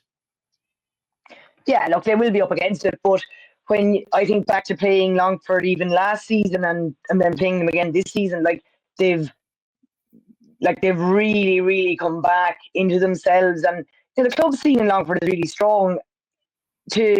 When you think about their club teams and the players that they have there, it's great to see them at this stage of the championship. And again, it's no league format now. You're not looking going, oh well, how does the table tot up? This is a game that if they can play good football for 60 minutes and come out on top, no one's going to be looking and going, oh well, how has the season been so far? So yeah, first of all, I think their progress in the last kind of 12 months has been huge. So fair play to them. And look, you talked about Louth there. Obviously, massive opposition. A pitch like Clonus, it's junior football. It's a big pitch, and by its nature, it's quite an open game at junior level. So it could be a goal fest for all we know. But yeah, look, Longford will be up against it. But me personally, Longford and Sligo as my neighbouring counties, I'll be certainly rooting for them. Absolutely. And like Joanne, looking back, say 12 months ago, like it wasn't the first time that Fermanagh had been in a semi-final, and like you've been there and you have the history similar to Louth. Louth were there a few years before, and again we're trying to get back to Croke Park. Last year got over the line, and now they're going to try it again this year. Like when a team has the experience and probably knows the game preparation for a semi-final, the little things you do to prepare yourself for the semi-finals. Like it's been a while since Longford would have experienced something like that, especially to this magnitude, being an All-Ireland semi-final. So like, would you tip Louth, knowing that they've been there, they've done it, and again, as you said, it's pretty much the same squad that did it last year, but knowing Longford have nothing to lose, that it could be an absolute knife edge, maybe Longford shading it in the final quarter? Or Louth? Yeah, like I do think, like, I'm a big believer in the psychology behind, team sport and big games and things like that. But again, you can look at it twofold, like as in like Louth could be that partially complacent, having lost. They got there last year. You can sometimes have that kind of opinion that, it's just going to be a matter of turning up and getting back to Croke Park again. I look at, again, maybe from their experience, I don't think they should or could have that attitude as well, even maybe potentially even after losing to us last year, that they don't want to have that in their mindset. But likewise, Longford, like I've mentioned, like you can go in, you've nothing to lose, there's no point putting pressure on the game. Like Claire said, if you're that type of person that needs to get motivated by that, like this is a massive game, by all means do that. Whereas if you're the other person, it's just a game of football, like there's no much more pressure on it than anything else. And I think, like, again, every team can get a purple patch. It's who probably is that wee bit more composed. Louth probably will get ahead of them at some point. Can Longford stay in it and stay within reach? Likewise, if Longford get a purple patch, I can't see Louth panicking too much. So maybe that's where the experience comes in that sense. But yeah, I do think it's still going to make for interesting football, like, and double headers. But I do think, even like Claire said, like Clonus is a tough field to play on as well. Like so that definitely is going to come into play. So if Longford play a kicking game, maybe, it can be how you play the grounds better too. Like, so it will be interesting. And I'm sure listeners of the podcast this year are probably sick of us saying it, but anything can happen. It's literally the beauty of ladies football this year. I don't know. It's just the sport in general. You have these underdog stories, or you have these favorites that are going into games that can just do enough and have that experience. But, looking at the camps and having talking to players, looking into it, like, I managed to catch up with Eimear Byrne of Louth, who's been around the scene for the last few years with Louth, and then Katie Crawford from Longford, who missed out on the chance to win an All-Ireland a few years ago, having been travelling abroad, and started her inter-county career quite late in her life. But here's what those players had to say ahead of Sunday's clash. Delighted to be joined by Louth's Eimear Byrne. Eimear, very welcome to our Ladies Gaelic Football Podcast. Thanks very much, Dermot. Glad to be here.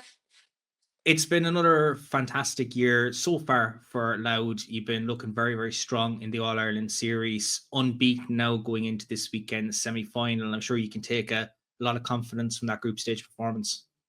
Yeah, absolutely. Look, we started off against Limerick there a couple of weeks back, and it was a good start to the group stages. Like, they were a very, very tough contest, and they've a lot of good running power around the middle. So look, they were probably our toughest game to date, and it was a good start to us. Then we rolled into Kilkenny, got that one over. And then we played Sligo there, which again, another tough contest.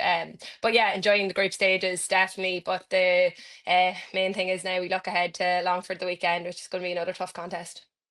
Was topping the group one of the early goals that you set yourself going into the junior championship this year? Yeah, absolutely. Look, on the disappointment of last year, we kind of went in with a bit of kind of a good attitude. A lot of people say, look, it can be tough to kind of pick ourselves back up, but I actually think we've kind of bounced back a little bit stronger, and a lot of girls this year are saying like losing is just not an option. So yeah, we definitely went in with that mindset to top the group, and then play the second, obviously, then in the other group. I know you've had your own disappointment this year, I suppose, not getting to the league final, just narrowly missing out by the narrowest of margins in the end. Then Leinster went the way that you wanted to, and obviously, as we've said, you've kicked on and into the junior championship. I know the heartbreak from last year, I don't think can be matched to lose an All-Ireland final, but I think you've taken that fuel and used it this year because you're playing some fantastic football of late. Yeah, absolutely. Look, we were playing Division 3 league this year, which obviously is a great standard of football, playing the likes of Cavan, Laois, etc. Like, and really enjoyed that. Like, I think we absolutely thrived in the league. Like, we were contesting most matches, and as you said, we missed out on promotion by 1 point, I think it was, in the end. So look, that was absolutely heartbreaking for a lot of us as well, because as I said, like, every game you were going into was super, super competitive, and that's what you want to be playing. That's the standard that you want to be playing at. So then we went into the Leinster Championship, and of course, like, we wanted to kind of, same as last year, win that, and we went on and did it. Look, tough contest in the end against Carlow. Like, we made it difficult in the second half of that match, but got over the line with that. And yeah, look, the heartbreak of last year definitely is fuel to the fire. And look, hopefully the aim is to be back in Croke Park on the 4th of August, but look, you can't look ahead or look past Longford the weekend. As you said, we know right well that's going to be a very tough contest for us. You have history with Longford, they know you, and you know them. You've a couple of very tough battles over the years, and obviously putting it into an All-Ireland semi-final just adds another level to it. So the competitiveness level of that game is just going to rise even more, because Longford, they're going to be hungry to get to Croke Park. It's not every year they get to Croke Park, and obviously, as you said there, you want to go back and get the win this year and finish that business that you lost out on last year. Yeah, absolutely. Like, we've Longford now in Clonus the weekend. As I said, Clonus is a good big pitch, and I said the semi-finals, they're kind of like a slippery banana. Like, you don't know what way they can go, no matter what way. Like, it depends who turns up in the day, who wants it the most. And look, that's our aim. Like, we're all the vibe in the camp is very, very good going into it, and yeah, we're hoping for a really good contest and a good day in Clonus on Sunday. Because last year's one against Carlow could have gone anywhere. You had fantastic battles with them last year, and you know, the game ebbed and flowed, and no doubt taking on a team like Longford this weekend, it's going to be very much the same. And look, I think with your reputation in terms of how well you have played in the junior championship this year, I think you will be going into that game with the favourites tag, as many would say. I don't think that's something that you want. I don't think any team wants to be going in with that favourites tag. And no, definitely not. Like we wouldn't be fond of that tag round our part. We like to think that every game is going to be a good battle. And as you said, like on semi-final day or any final, it's going to be a tough contest. Like no one is going into Sunday thinking they're going to be the losers of that match. So yeah, look, it's definitely going to be a tough contest. But I said the kind of hurt from last year and that it is definitely fueling us. Look, Longford have some fantastic players up front there, especially that can be very, very dangerous. But look, all we can do is prepare well for the game and hopefully get over the line on Sunday. And I'm sure you can draw from the past experiences. Obviously, 12 months ago, getting over the line in a semi-final, you know what it takes to do that and just trying to prepare for it. And Clonus is a venue that you have had great experiences in before. So I'm sure just those little things can be very helpful going into a game like this. Yeah, absolutely. Look, we probably do have experience on our side at this stage. Like we have some players there that have been there years, including myself. So look, at this stage we really are just putting the heads together to be like we want to get over the line on Sunday. Clonus has been a good pitch for us in the past. Like we won the Division 4 final there a couple of years ago, and it's also been a bad place for us as well. We've lost one or two matches there as well. But look, you can't think about that. As I said, all we can do is prepare ourselves and go into the weekend with a positive attitude, and hopefully we come out the right side of it. I know you've said it, and I don't have to say that you have been with the squad for a few years. You've seen the highs and the lows that Louth Ladies football have had over the years. You've went into All Ireland finals and got over the line and been battling for years now to get back there. So like for your own growth and development, like Louth have really came on, and even last year, I suppose there was just that disappointment that, you know, you had such a good year and it just ended in heartbreak in Croke Park. But for the development of the sport in Louth, it just seems to be thriving at the moment. And when you see your team going up, you mentioned there, like playing teams in Division 3 that are intermediate caliber teams, you can put it up to them and just try and continue this level of growth. Yeah, absolutely. Look, we've kind of gone up and down in the last couple of years. Like 2018, we got to the final, lost that, and then came back stronger the next year in 2019 and got over the line. Then ever since then, we've been pushing on, and we've expected standards of ourselves, and we'd love to kind of get out. We can't think about it just yet, but we'd love to get out of the junior division and start competing up at intermediate. But I think that's everyone's a dream in the junior grade, like to get out of there and compete at intermediate level. But definitely, as I said, with the couple of games we played in Division 3 this year, and as I said, put it up to Cavan in the very first round when people would have wrote us off completely. Bet Wexford, like there's some teams there that they are competing up at intermediate, and as I said, like I seen girls this year absolutely thrive in that, like thrive in those competitive environments. So yeah, that is the ultimate aim. But look, as I said, we still cannot look past this Sunday against Longford, and as I said, we need to do the business there first before thinking about any of that.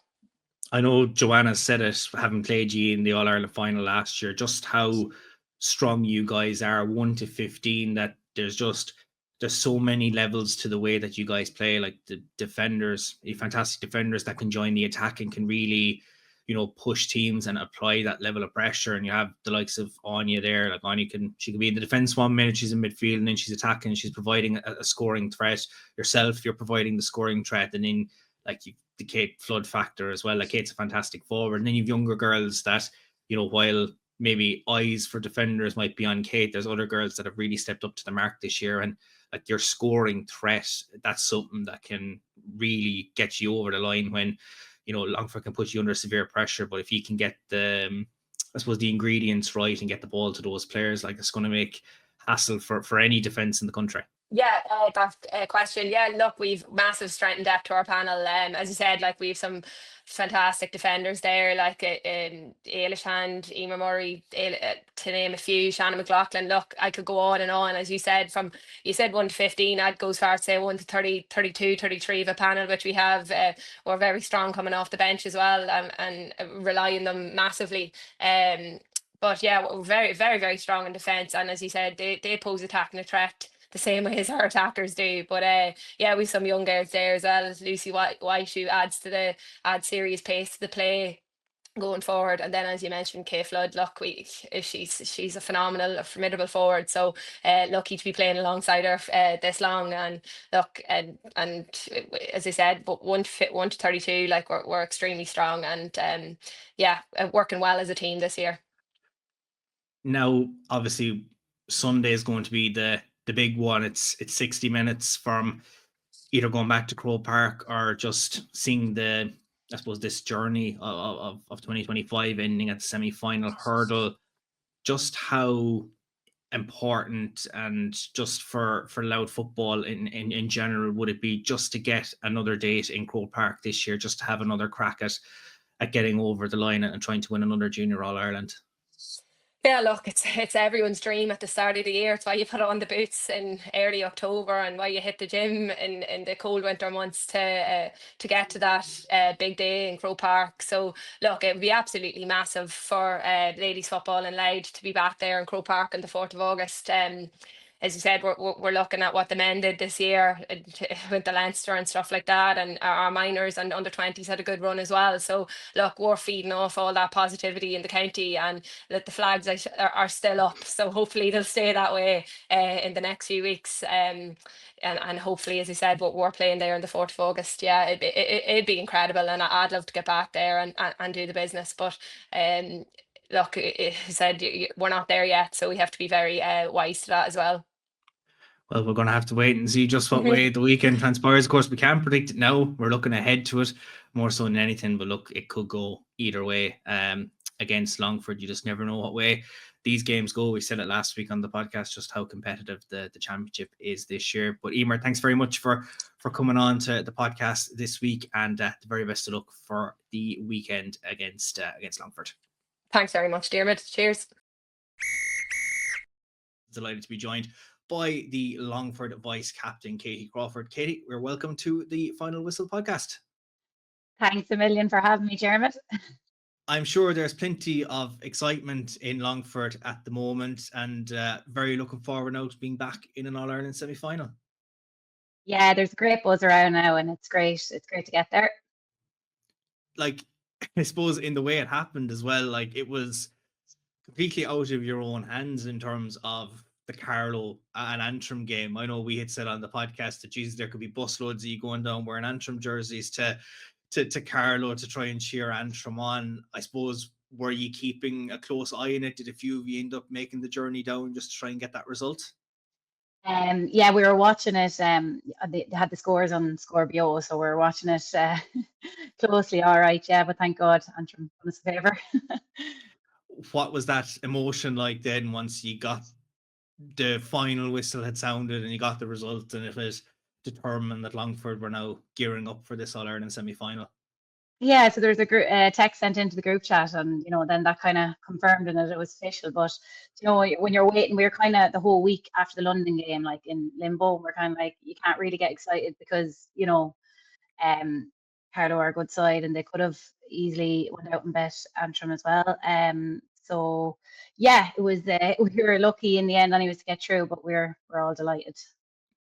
I'm sure it's probably it's obviously been a great experience for you guys to get back into an Ireland semi-final, but do you think it has proved some of the doubters wrong that might have looked down on Longford when you were intermediate for a few years and then came back down to junior and just couldn't get over that line to try and get into the semi-final for those last few years? Yeah, absolutely. Like, it's hard there as well. A lot of the girls have went, traveling away. So we have a younger panel. I'd be the oldest on it now. I'm 31. So there's not really too many near my age on it. So it's a young group of girls. But yeah, no, in fairness, they're a great bunch and keep taking on. So yeah, it's definitely great to get there and prove a lot of people wrong.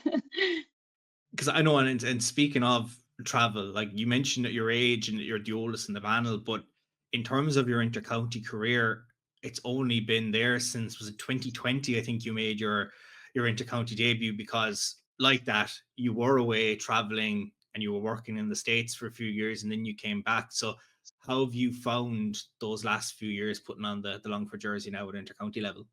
Yeah, it's unreal. Like I did my traveling opposite to the rest of the girls. So I went when I was younger and I'm back now, and a lot of my friends, you know, Michelle Farley, Marina, all of them, they're all gone now. And yeah, so look at, you know, it's hard because they all have junior All-Ireland medals and had a day out in Croker and stuff like that. But yeah, it's great. Look at it. I love being back there now and really enjoying it. Because like I can imagine it was probably nearly you're thrown into the deep end in terms of you're back in 2020. I know that was the COVID affected year, and then you go and the next few years it was constant, you know, you're playing league, you're playing in the intercounty stuff like that. So how did you Yeah. find coming back, transitioning from obviously working abroad to coming back? So I imagine maybe you played a small bit of football when you were over in the States, if any. Not really, no, because I was in Kentucky doing horse riding, so no, there's no football down there. So obviously would always followed it and stuff like that, but no, came back and it was a big shock. Like I couldn't get over like how, you know, dedicated and stuff you have to be with it. But yeah, it was, you know, just enjoyed it too when I came back. Probably when I came back that bit mature as well. It was kind of easier to be committed to it, you know, that sort of way. Did you ever think that you would be looking forward to an All-Ireland semi-final? Oh no, definitely. Like, you know, look, I'd always believe in Longford, you know, that we're well able to be up there. You know, but yeah, it's actually when it's actually coming to real life now, it's unreal. Because it's been a long time since Longford were gearing up for an All-Ireland semi-final, way before your own intercounty career. I believe it was 2016 was the last time that Longford were gearing up for an All-Ireland semi-final. Of course, went on and did win the All-Ireland that year. So maybe a good omen for Sunday. Yeah, absolutely. There was a great group of girls. But yeah, look at please God, we'll get the look at the green on Sunday, and you never know what could happen. Because I know you speak highly about the group from 2016, but there's a fantastic crop of players that have been putting on the jersey for the last few years and have definitely shown that, you know, the future is very much bright in Longford ladies football at the moment. Yeah, absolutely. Like as I said, there's a great group of girls, and they're all around the one age, like, do you know what I mean, in early 20s, and a lot more left in them to give and stuff. So it's very promising looking, do you know what I mean? And they're just getting better, and they're really good girls. Because I know Clare and Joanne both played you guys in Division 4 of the league earlier on this year. They both spoke very highly of you. You know, you drew with Leitrim towards the latter stages of the league. Away from home, and then Joanne spoke about the game down in Longford when Fermanagh travelled down, and just how, you know, your midfield was very strong, and even your forwards, the likes of Camille there, like a fantastic forward. And if she can get any license to have a pop at the post on Sunday against Louth, she'll take them and will definitely be successful. Yeah, definitely. Camille's a great girl in there now, in fairness. And our midfield is brilliant, very solid girls. And just generally working well together and stuff like that. And, you know, no like unselfishness. We kind of play as a team. And it's going well. So yeah, the Leitrim game was a tough one now, in fairness. I know some of those results mightn't have gone your own way in the league, and to finish where you did finish towards the bottom half of the table, not too far away from the semi-finals. Do you think that just gave you the confidence to build on and go into the Leinster Championship and then take it, what you learned from there, and going into a very tough group when you had the likes of an Antrim and a Carlow that many people saw as favourites to come out of it? Yeah, definitely. I think like the losses in the league kind of drove us on, and then especially then the loss against Carlow in the Leinster campaign, we were unlucky there that day as well. So, you know, we just came back and we kind of started to believe in ourselves and realised we could do it. So, you know, that was a big part of it too. You take them on, you learn from them. How big a result was that Carlow game in terms of the championship, not the Leinster one? Obviously, you know, they'd gotten the better of you, and it looked like, you know, the statisticians might say, you know, they had the rub of the green going into it, that they looked the favourites to come out of it. And then I don't know if it was the home form or just the football that you were playing that day, but then we see the result coming through, and it's Longford getting the big points on the board. Yeah, absolutely. Look, we were lucky as well. It was at home, and the travel always makes a difference on it too. But we just played well. We were up for it. Just kind of like that, we just played good football together that day, and it just came together. because I know the Antrim game mightn't have gone the way that you wanted in terms of the result, but kicked on, as I said there, against Carlow, and then the London result. And I'm sure building off those two games now, when you're coming up against Louth on Sunday, you can take so much of those learnings and try and just put them out to get the right result this year. Yeah, absolutely. Look, we'll Louth are a very good side, and you know they're probably favourites to win it out between themselves and Antrim. So look, we'll be just going in and just going trying to put it up to them anyways as best we can. I know you have a lot of history with Louth in terms of Leinster Championship, All-Ireland Championships, the league as well. Your two teams that are very well used to each other. They have plenty of scoring threat and look very solid in terms of defence and the attack. But you look as equally impressive in terms of those areas of the pitch. So it really could come down to a bounce of the ball between you guys. Yeah, like absolutely. Like even when we played them in the Leinster campaign, like that's kind of what it was down to too. Just they kind of came out the better of us, but there was really not much between us. And like that, they have a lot of great forwards, and their defense is very strong too. They're always coming out of fence in crowd in packs. So yeah, it's just yeah. Look, at hopefully on the day now we'll be on form. Just a point in the end. That was all that separated you from Louth that day. And you look at, you know, they topped their group. They're in flying form at the moment, but really could come down to anything. But for Longford, you're 60 minutes away from an All-Ireland final. I'm sure there'll be plenty of supporters going up, and it would be a fantastic day for you, no doubt, if you did manage to get over that line when that whistle sounds. Yeah, absolutely. I'd say there wouldn't be a a person left in Longford if we did get up there. But look, we're well away from that yet now. We got next Sunday out. You never know. But yeah, it's great, and it's great that they're doing the double header and everything and having the two games. Like it'll be a great day out. Like we're really looking forward to it. And Clonus is a class pitch too. I love it. Well, we wish you all the very best of luck, Katie. God only knows what's going to happen. It could either be yourselves, well, it'll have to be one of yourselves or Louth going into the All-Ireland final later on this year on August 3rd. So very best of luck, and thanks for joining us on the Final Whistle Ladies Gaelic Football Podcast this week. No bother, Jeremy. Thanks for having me again. The second of our double headers, the all-conquering Saffrons of Antrim, 16 games unbeaten this year against probably one of the stories of the championship in Sligo, a team that not a lot of people tipped to get out of a group that contained both Louth and Limerick, because only two teams could have advanced. Sligo have put the shoulder to the wheel and have had lots of preparation now to prepare for Antrim, I suppose, coming off the back of that narrow defeat to Louth. They've looked to now kick on, but looking at Antrim, I know it's two teams. I know, Clare, you're definitely going to be flying the flag for Sligo in terms of being the local team towards you, but like Antrim played them in the league. Like they are a serious operator this year. Oh yeah, and I know I keep bringing up that stat about you're updating me on a weekly basis about their unbeaten run, but it just says so much about where they're at in every aspect of the game, you know, psychologically, obviously, physically, like, you know, players might be picking up an injury here or there, but on the whole, they have everyone available to them. And to win 16 games, as I say, even just mentally, there's a strength there that it's just really, really admirable. And especially in the league where you can lose games and still wind up in the semi-final, and as they did,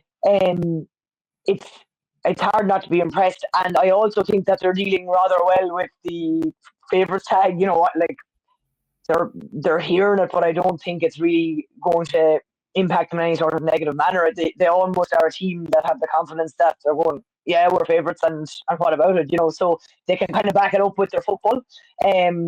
Obviously, like I said, Sligo are my neighbours, and no more than Longford. You know, we've all had years, or certainly my part of the country anyway, we've had years where you're hearing about a team and things just aren't going well for them, and you know what that feels like as an individual player. So for me to see Longford and Sligo kicking on again is brilliant, and it can only be good for football in Connacht and in Leinster, obviously with Longford. But yeah, delighted to see Sligo where they are, and again, you know, with a team like Antrim that are 16 games unbeaten, for like, just imagine them coming out on top in that game, like what that would mean alone, never mind what the result would mean. I know, Joanne, you mentioned just about the psychology just around sport and stuff like that. Like, you look at Antrim, like Antrim were on the crest of a wave when they got over the line in the All-Ireland final not that long ago. And then 23 got to the semi-final against Clare in the intermediates, narrowly beaten, and had to go again in 24. And last year was a very, very tough year for them in that just results. They had some hammerings. They were struggling to field teams and everything in between. And there was a lot of emotion and deflation amongst the squad. Now you look at it, 16 games unbeaten, confidence on confidence since the league into the championship. They've just been very strong. Like, it's such a contrast from a year ago, and they look like they're just hungry and just have that desire to get back to where they think they should have been on that intermediate path, maybe knocking on the door for senior again.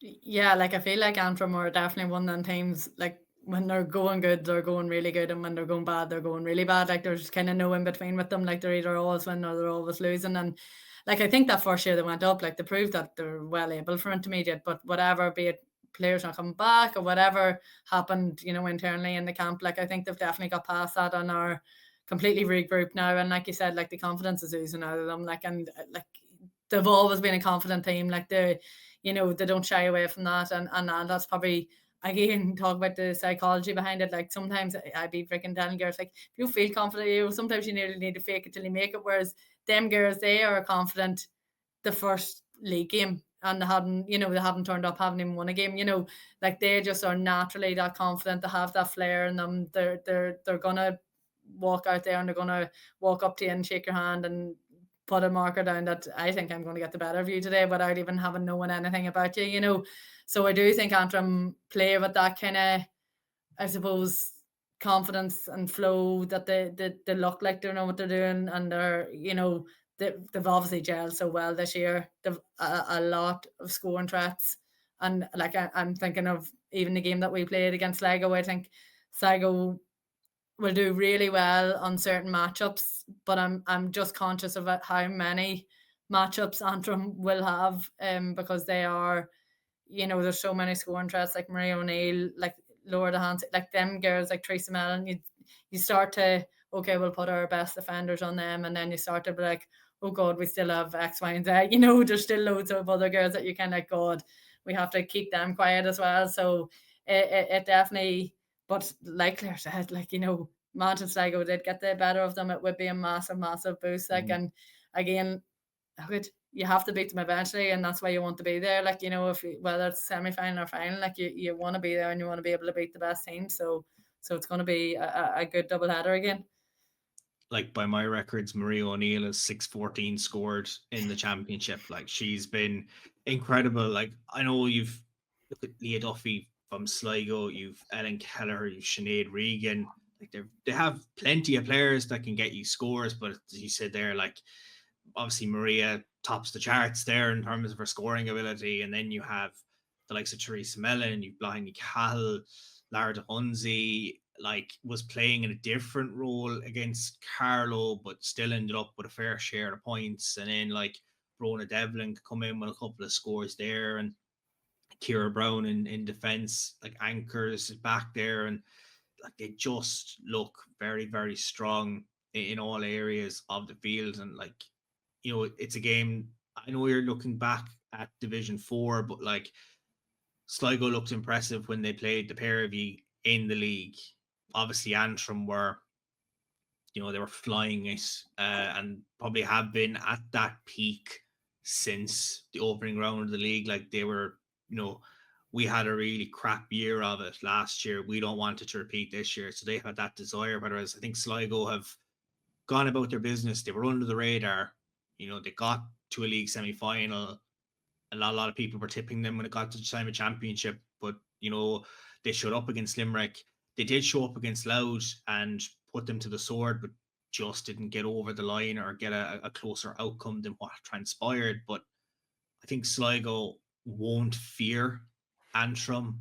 Like, they played them in the league. Antrim did get the better of them, but I don't think they're going to fear this 16-game unbeaten run now going into Clonus. It's another 60 minutes. It's a big 60 minutes for Sligo to appear in Croke Park. It's also a big 60 minutes for Antrim, but looking at it, it really could go anywhere. I know we're probably sick of saying it, but all these semi-finals, but it really is hard to predict. Like, Sligo can turn on the magic, but Antrim might just have enough and go in as the favourites, and you could be looking at them booking their ticket to Croke Park. Yeah, look, in that junior championship, I suppose we were probably all expecting to still be talking about Limerick, and it's kind of curious to see, Limerick are gone and who's came to take their place as such, and that's Sligo. And the other thing is, I've talked a lot about the 16-match unbeaten run, because I think as a standalone kind of stat, it's impressive. But equally, Sligo could be looking going, we didn't need to peak 16 matches ago. This is our game, or the final is our game to peak. So, as I say, it's kind of just a worthy mention as separate to this weekend's game, that 16-match unbeaten run. You could look at it as you don't need to peak and stay there. You only need to peak when it really, really matters in a season. Absolutely. But look, both teams are definitely hungry to get over the line this weekend for, I suppose, different feelings and emotions going into the game and just what it would mean for both counties. So, like, even when I was talking to the girls, like, Ciara Brown from Antrim was captain last year, like, is openly saying that, there was games where she went into the dressing room at halftime and wept at the scoreline that they were down by. It was an emotional time for Antrim.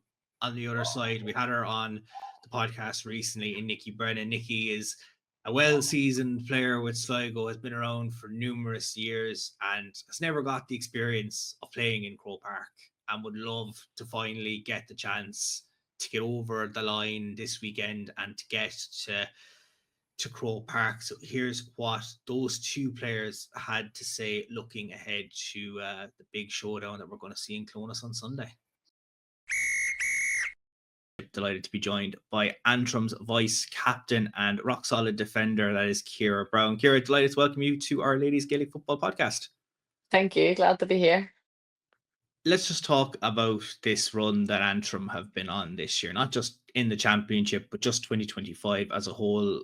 The last day out against Carlow to secure top spot in the group. I know you were guaranteed a spot in the semi-finals, but if Carlow had gotten a result, maybe, depending on what way it could have gone, mightn't have seen you top the group. But 16 wins in a row since the start of the year, like, that has been an absolute phenomenal success story for Antrim when you look back at last year and just the way that things have developed. How have the squad found just that run? Has it helped you just to be a lot more confident now going into games?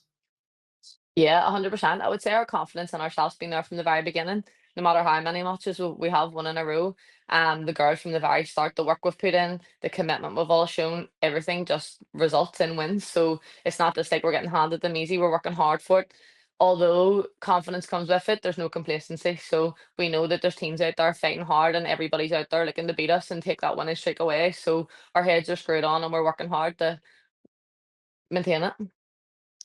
I know 2024 was a very tough year for you guys, both, I suppose, physically and mentally. There was a lot of injuries in the squad, a lot of players unavailable, and then just results didn't go the way that you would have wanted. And when there was so many years of success following Antrim, relegation followed back down into the junior grade for this year. But do you think that with the way that this year has gone, that maybe the slate has been wiped clean from 2024?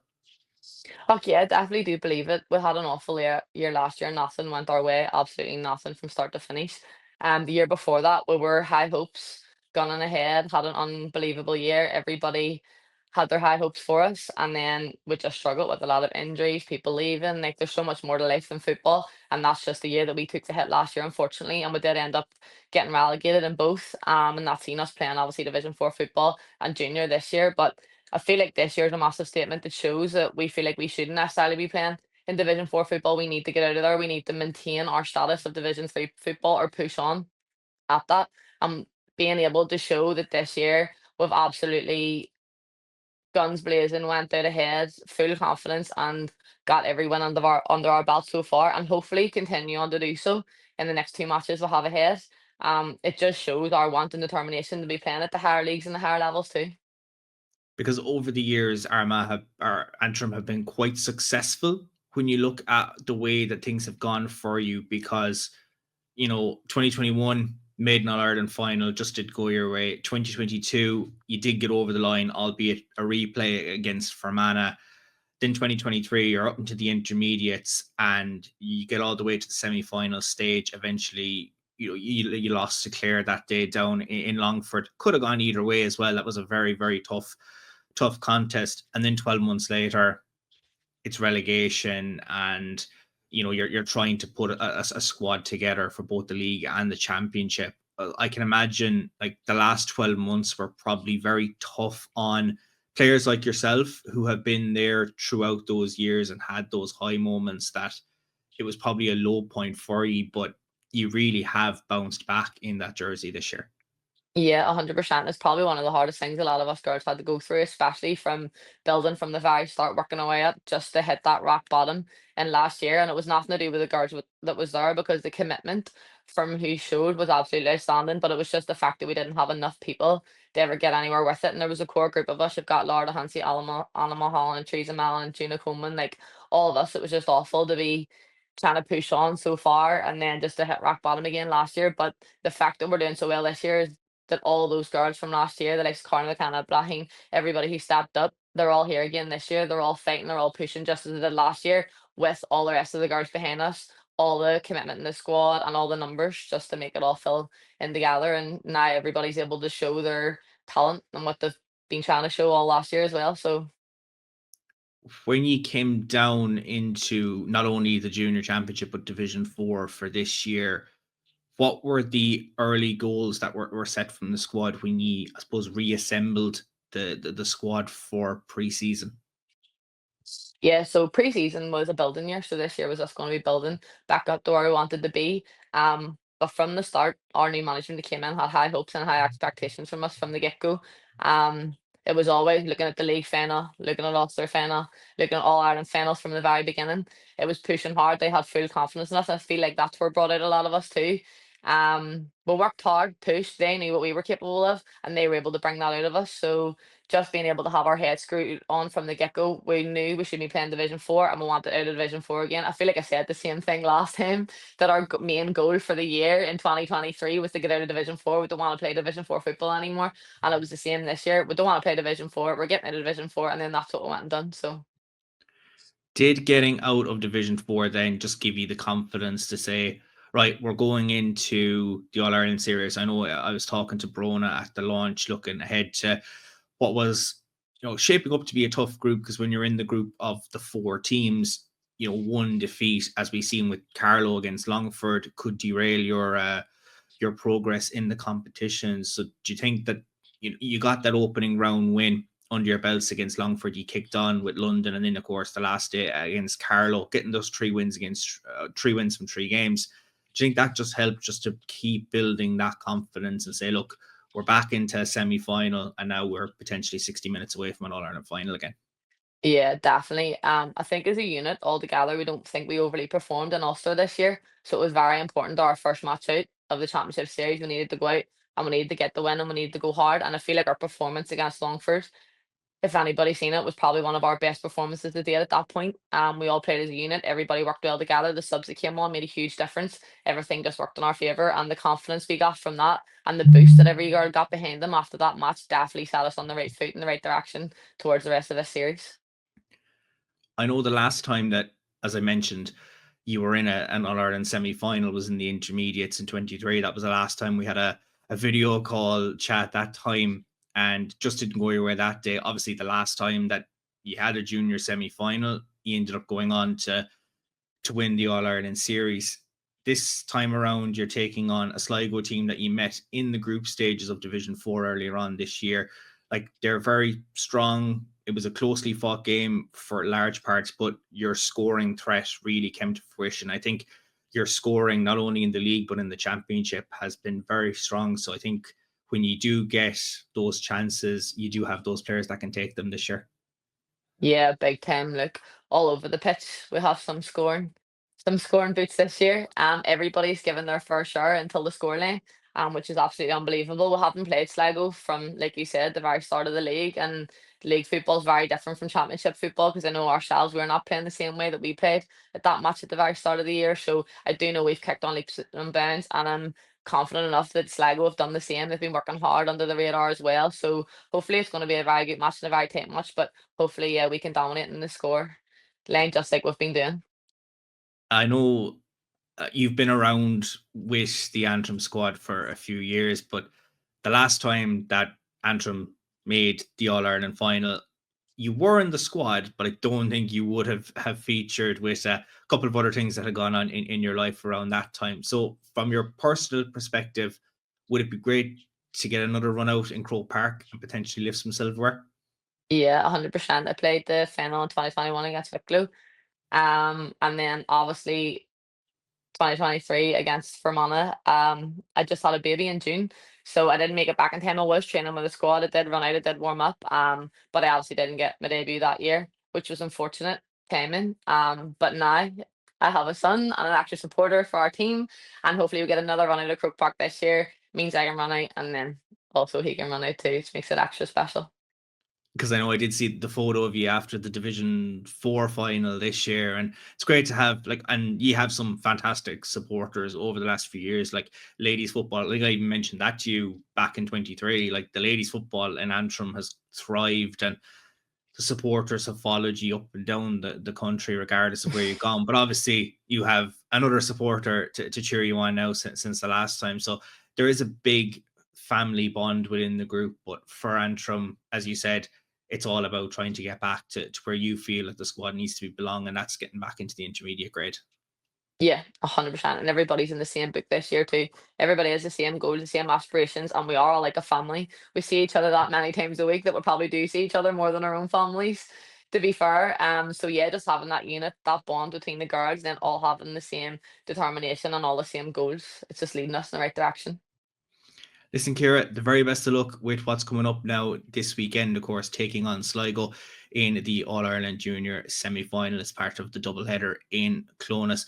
And who knows, we could be talking about Antrim back in an All-Ireland final this year, but looks like it's going to be a hard-fought 60 minutes of action between yourselves and Sligo. Thank you very much, Ciara, for joining us on this week's podcast. Thank you very much. Thank you. Delighted to be joined by a previous captain and vice captain last year in the form of Nicki Brennan. Nicki, delighted to welcome you to the Ladies Football Podcast. Thanks so much for having me, Dermot. As I said there, what a year it's been for Sligo, not just the summer. I know starting things off in Division 4 of the league, making it all the way to a semi-final, just not getting over the line in the end, but a great campaign. And now you're looking forward to an All-Ireland semi-final for first time in a long while that Sligo have been in a semi-final at the junior grade, taking on Antrim. Do you think Sligo might have gone a small bit under the radar this year? Oh, definitely. Look, I think a reflection on the last number of years we've had just felt like things are just going one direction for Sligo. So I think the way we started this year was very like, everything new. So they have an awful lot of building to do. But, the players were there, the management got involved, they were serious, they knew what they were at, they were organised, and, we've just been so laser focused on ourselves since day one that no one was really watching us coming through, and we were just getting on with business. And thankfully we're as close to our final step that we want to be now. This was the plan all along, is to be up at this side of the championship. So we're very happy anyway. Because I know when I spoke to Sinead at the launch, like you were coming into a championship maybe a small bit colder than other teams. You look at the likes of Louth and Limerick in that group had played in their provincial series and won their provincial titles. the likes of Derry and Kilkenny had games under their belt, whereas you were coming in off the back of that semi-final against Fermanagh, not playing a while, just trying to do a bit of challenge games, get the training through. But ever since you got that first game away to Derry under your belts, it was very much strong performance after strong performance, but just against Louth at the weekend to suffer 4 points, probably disappointed just to see that 100% record come to an end. Yeah, well, definitely there was a bit of that immediately afterwards. I feel like, as you said, the Derry game kicked us off. When you do a lot, we had a lot of time to do a lot of talking and a lot of planning, whereas other teams were in competition. So I think the Derry game started off very nervy, and shortly into the first half, the guys just switched and realized, let's just get going. So there was a lot of confidence built in for the next couple of games, especially the Limerick one. But the Louth game, I don't think we set out to be having 100% record. It's very hard for any player and any team, when you're already in a semi-final, to go 100 miles an hour. And I feel like that's what we didn't arrive to the pitch the way we'd like to.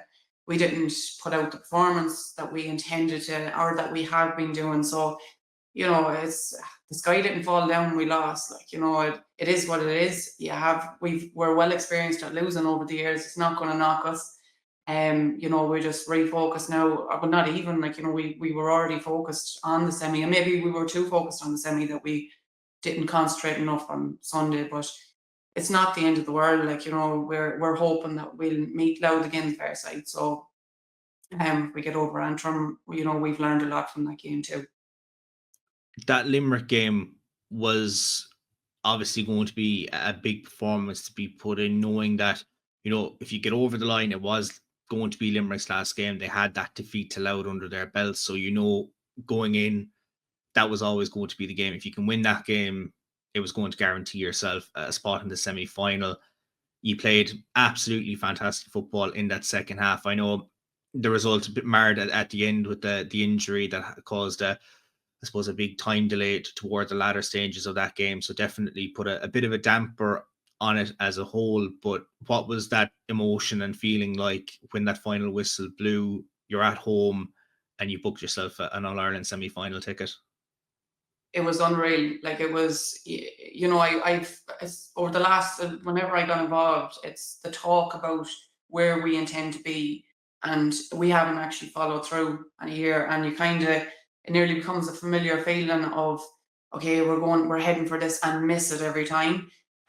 So when that final whistle went, or even 10 minutes into the second half, I knew no matter what, this game is ours, and we're going to be in this semi-final. We knew Limerick were coming with a do or die. They had to win to survive. We were exactly the same, even though everyone was saying, oh, we have another chance. We were going in do or die. This is how we get to the semi-final. We take it. So we were as pumped as they were. And I feel like we performed like that. And, obviously it was an advantage to us to be on our home turf in front of our home crowd, a great crowd. But yeah, it was just complete elation that we swung for the semi-final and we got it. We hit it. So it was unreal recently. So it'll be nice to get up there and get a run at them. But yeah, they would have to respect what we've done as well. We had a great league campaign. We bet Leitrim, and Leitrim, a senior team, and a right good game against them. We really put up some. And Fermanagh, we almost took Fermanagh that day. We weren't saying we put everything out there. We didn't. We didn't go full hog. We had more to give, and they won the game. And they've had a great run since then. A great performance against Tyrone at the weekend. So, I think we've been happy with our 2025 so far. So we're looking to stop them now where they're at, so that they don't run undefeated. That's the plan anyway. So that's our hopes now going into the weekend.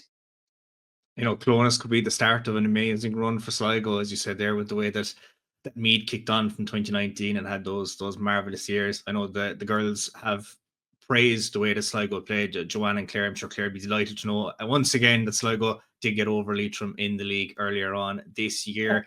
I know we're talking there about Sunday, and Sunday is going to have to happen, and it's a big 60 minutes against a ferocious team like Antrim. when the dust settles, like, you haven't got the chance to represent Sligo in Croke Park. You've represented them around the country. You've had fantastic experiences and some heartbreaking defeats and stuff like that. But 60 minutes and you get over the line against Antrim. Like, how amazing would it be for the Sligo ladies team to be heading to Croke Park in August? Oh, it'll be unreal. Like, look at, it's not, Croke Park isn't a place the Sligo LGFA travel very often. Club, school, you know, we don't go up there. It's not like even our senior grade teams, you know, we're not at the top grade of competitiveness to get past Connacht, obviously, with what does be sitting the fair side. So getting up there is a huge deal. Like, for me anyway, I never thought I would get there, especially when I walked away from the county back when I was 17. I thought, you know, Sligo had been there the year before and won the All-Ireland the year before. I thought, well, no, if I'm not going to be a county player, then all those days spent imagining kicking a ball in Croke Park, like, they're gone. You know, it's never going to happen. And I think coming back in, it's been the focus. Like, you know, I came back in and it was a competitive team. We were on intermediate semi-finals, so we were nearly there, and I was driven to be there. And that fire definitely just quenched the bidding over the last couple of years when you were just struggling to survive. But my God, did it light again this year. Like, you know, I feel like we're so close, and, you know, I can see it. I can see us running out there. Like, I really can, you know. And I just hope more than anything that we leave everything out against Antrim, and we give ourselves that day out, because the group is so deserving of it. Like, you know, the effort that's been put in, and yeah, it's such a special place to play. Like, you know, and that's the main thing, is just to get up there and get running there. That's the focus now, is just get over Antrim and get to Croke Park. Well, we'll have to wait and see just what happens next Sunday. I know it's going to be a frantic game, and going off the way that Antrim are playing at the moment, they're high scoring. You can put up plenty of scores as well, so it could be an absolutely frantic battle. Listen, Nicki, thank you very much for joining us on the podcast this week, and the very best of luck now to Sligo for the rest of the 2025 season. Lovely. Thank you so much, Joanne, for having me. Cheers.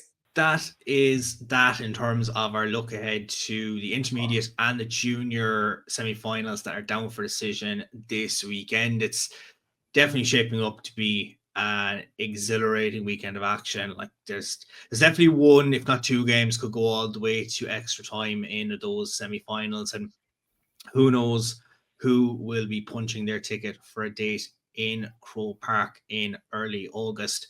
We're going to have to see what's going to happen. There's going to be a lot of fallout to follow in next week's podcast. We hope you enjoyed episode 5 last night, episode 6 this evening, and episode 7 could be absolutely exhilarating. If anything from the previous weekend of action, the semi-finals, now we're at the business end of the season. It's 60 minutes from Croke Park, or 60 minutes for the ultimate heartbreak, and you're basically looking again at going in 2026. But we hope you've enjoyed a double header of our podcast this week, and thanks to Joanne and Claire for sitting through not one but 2 episodes with me this week.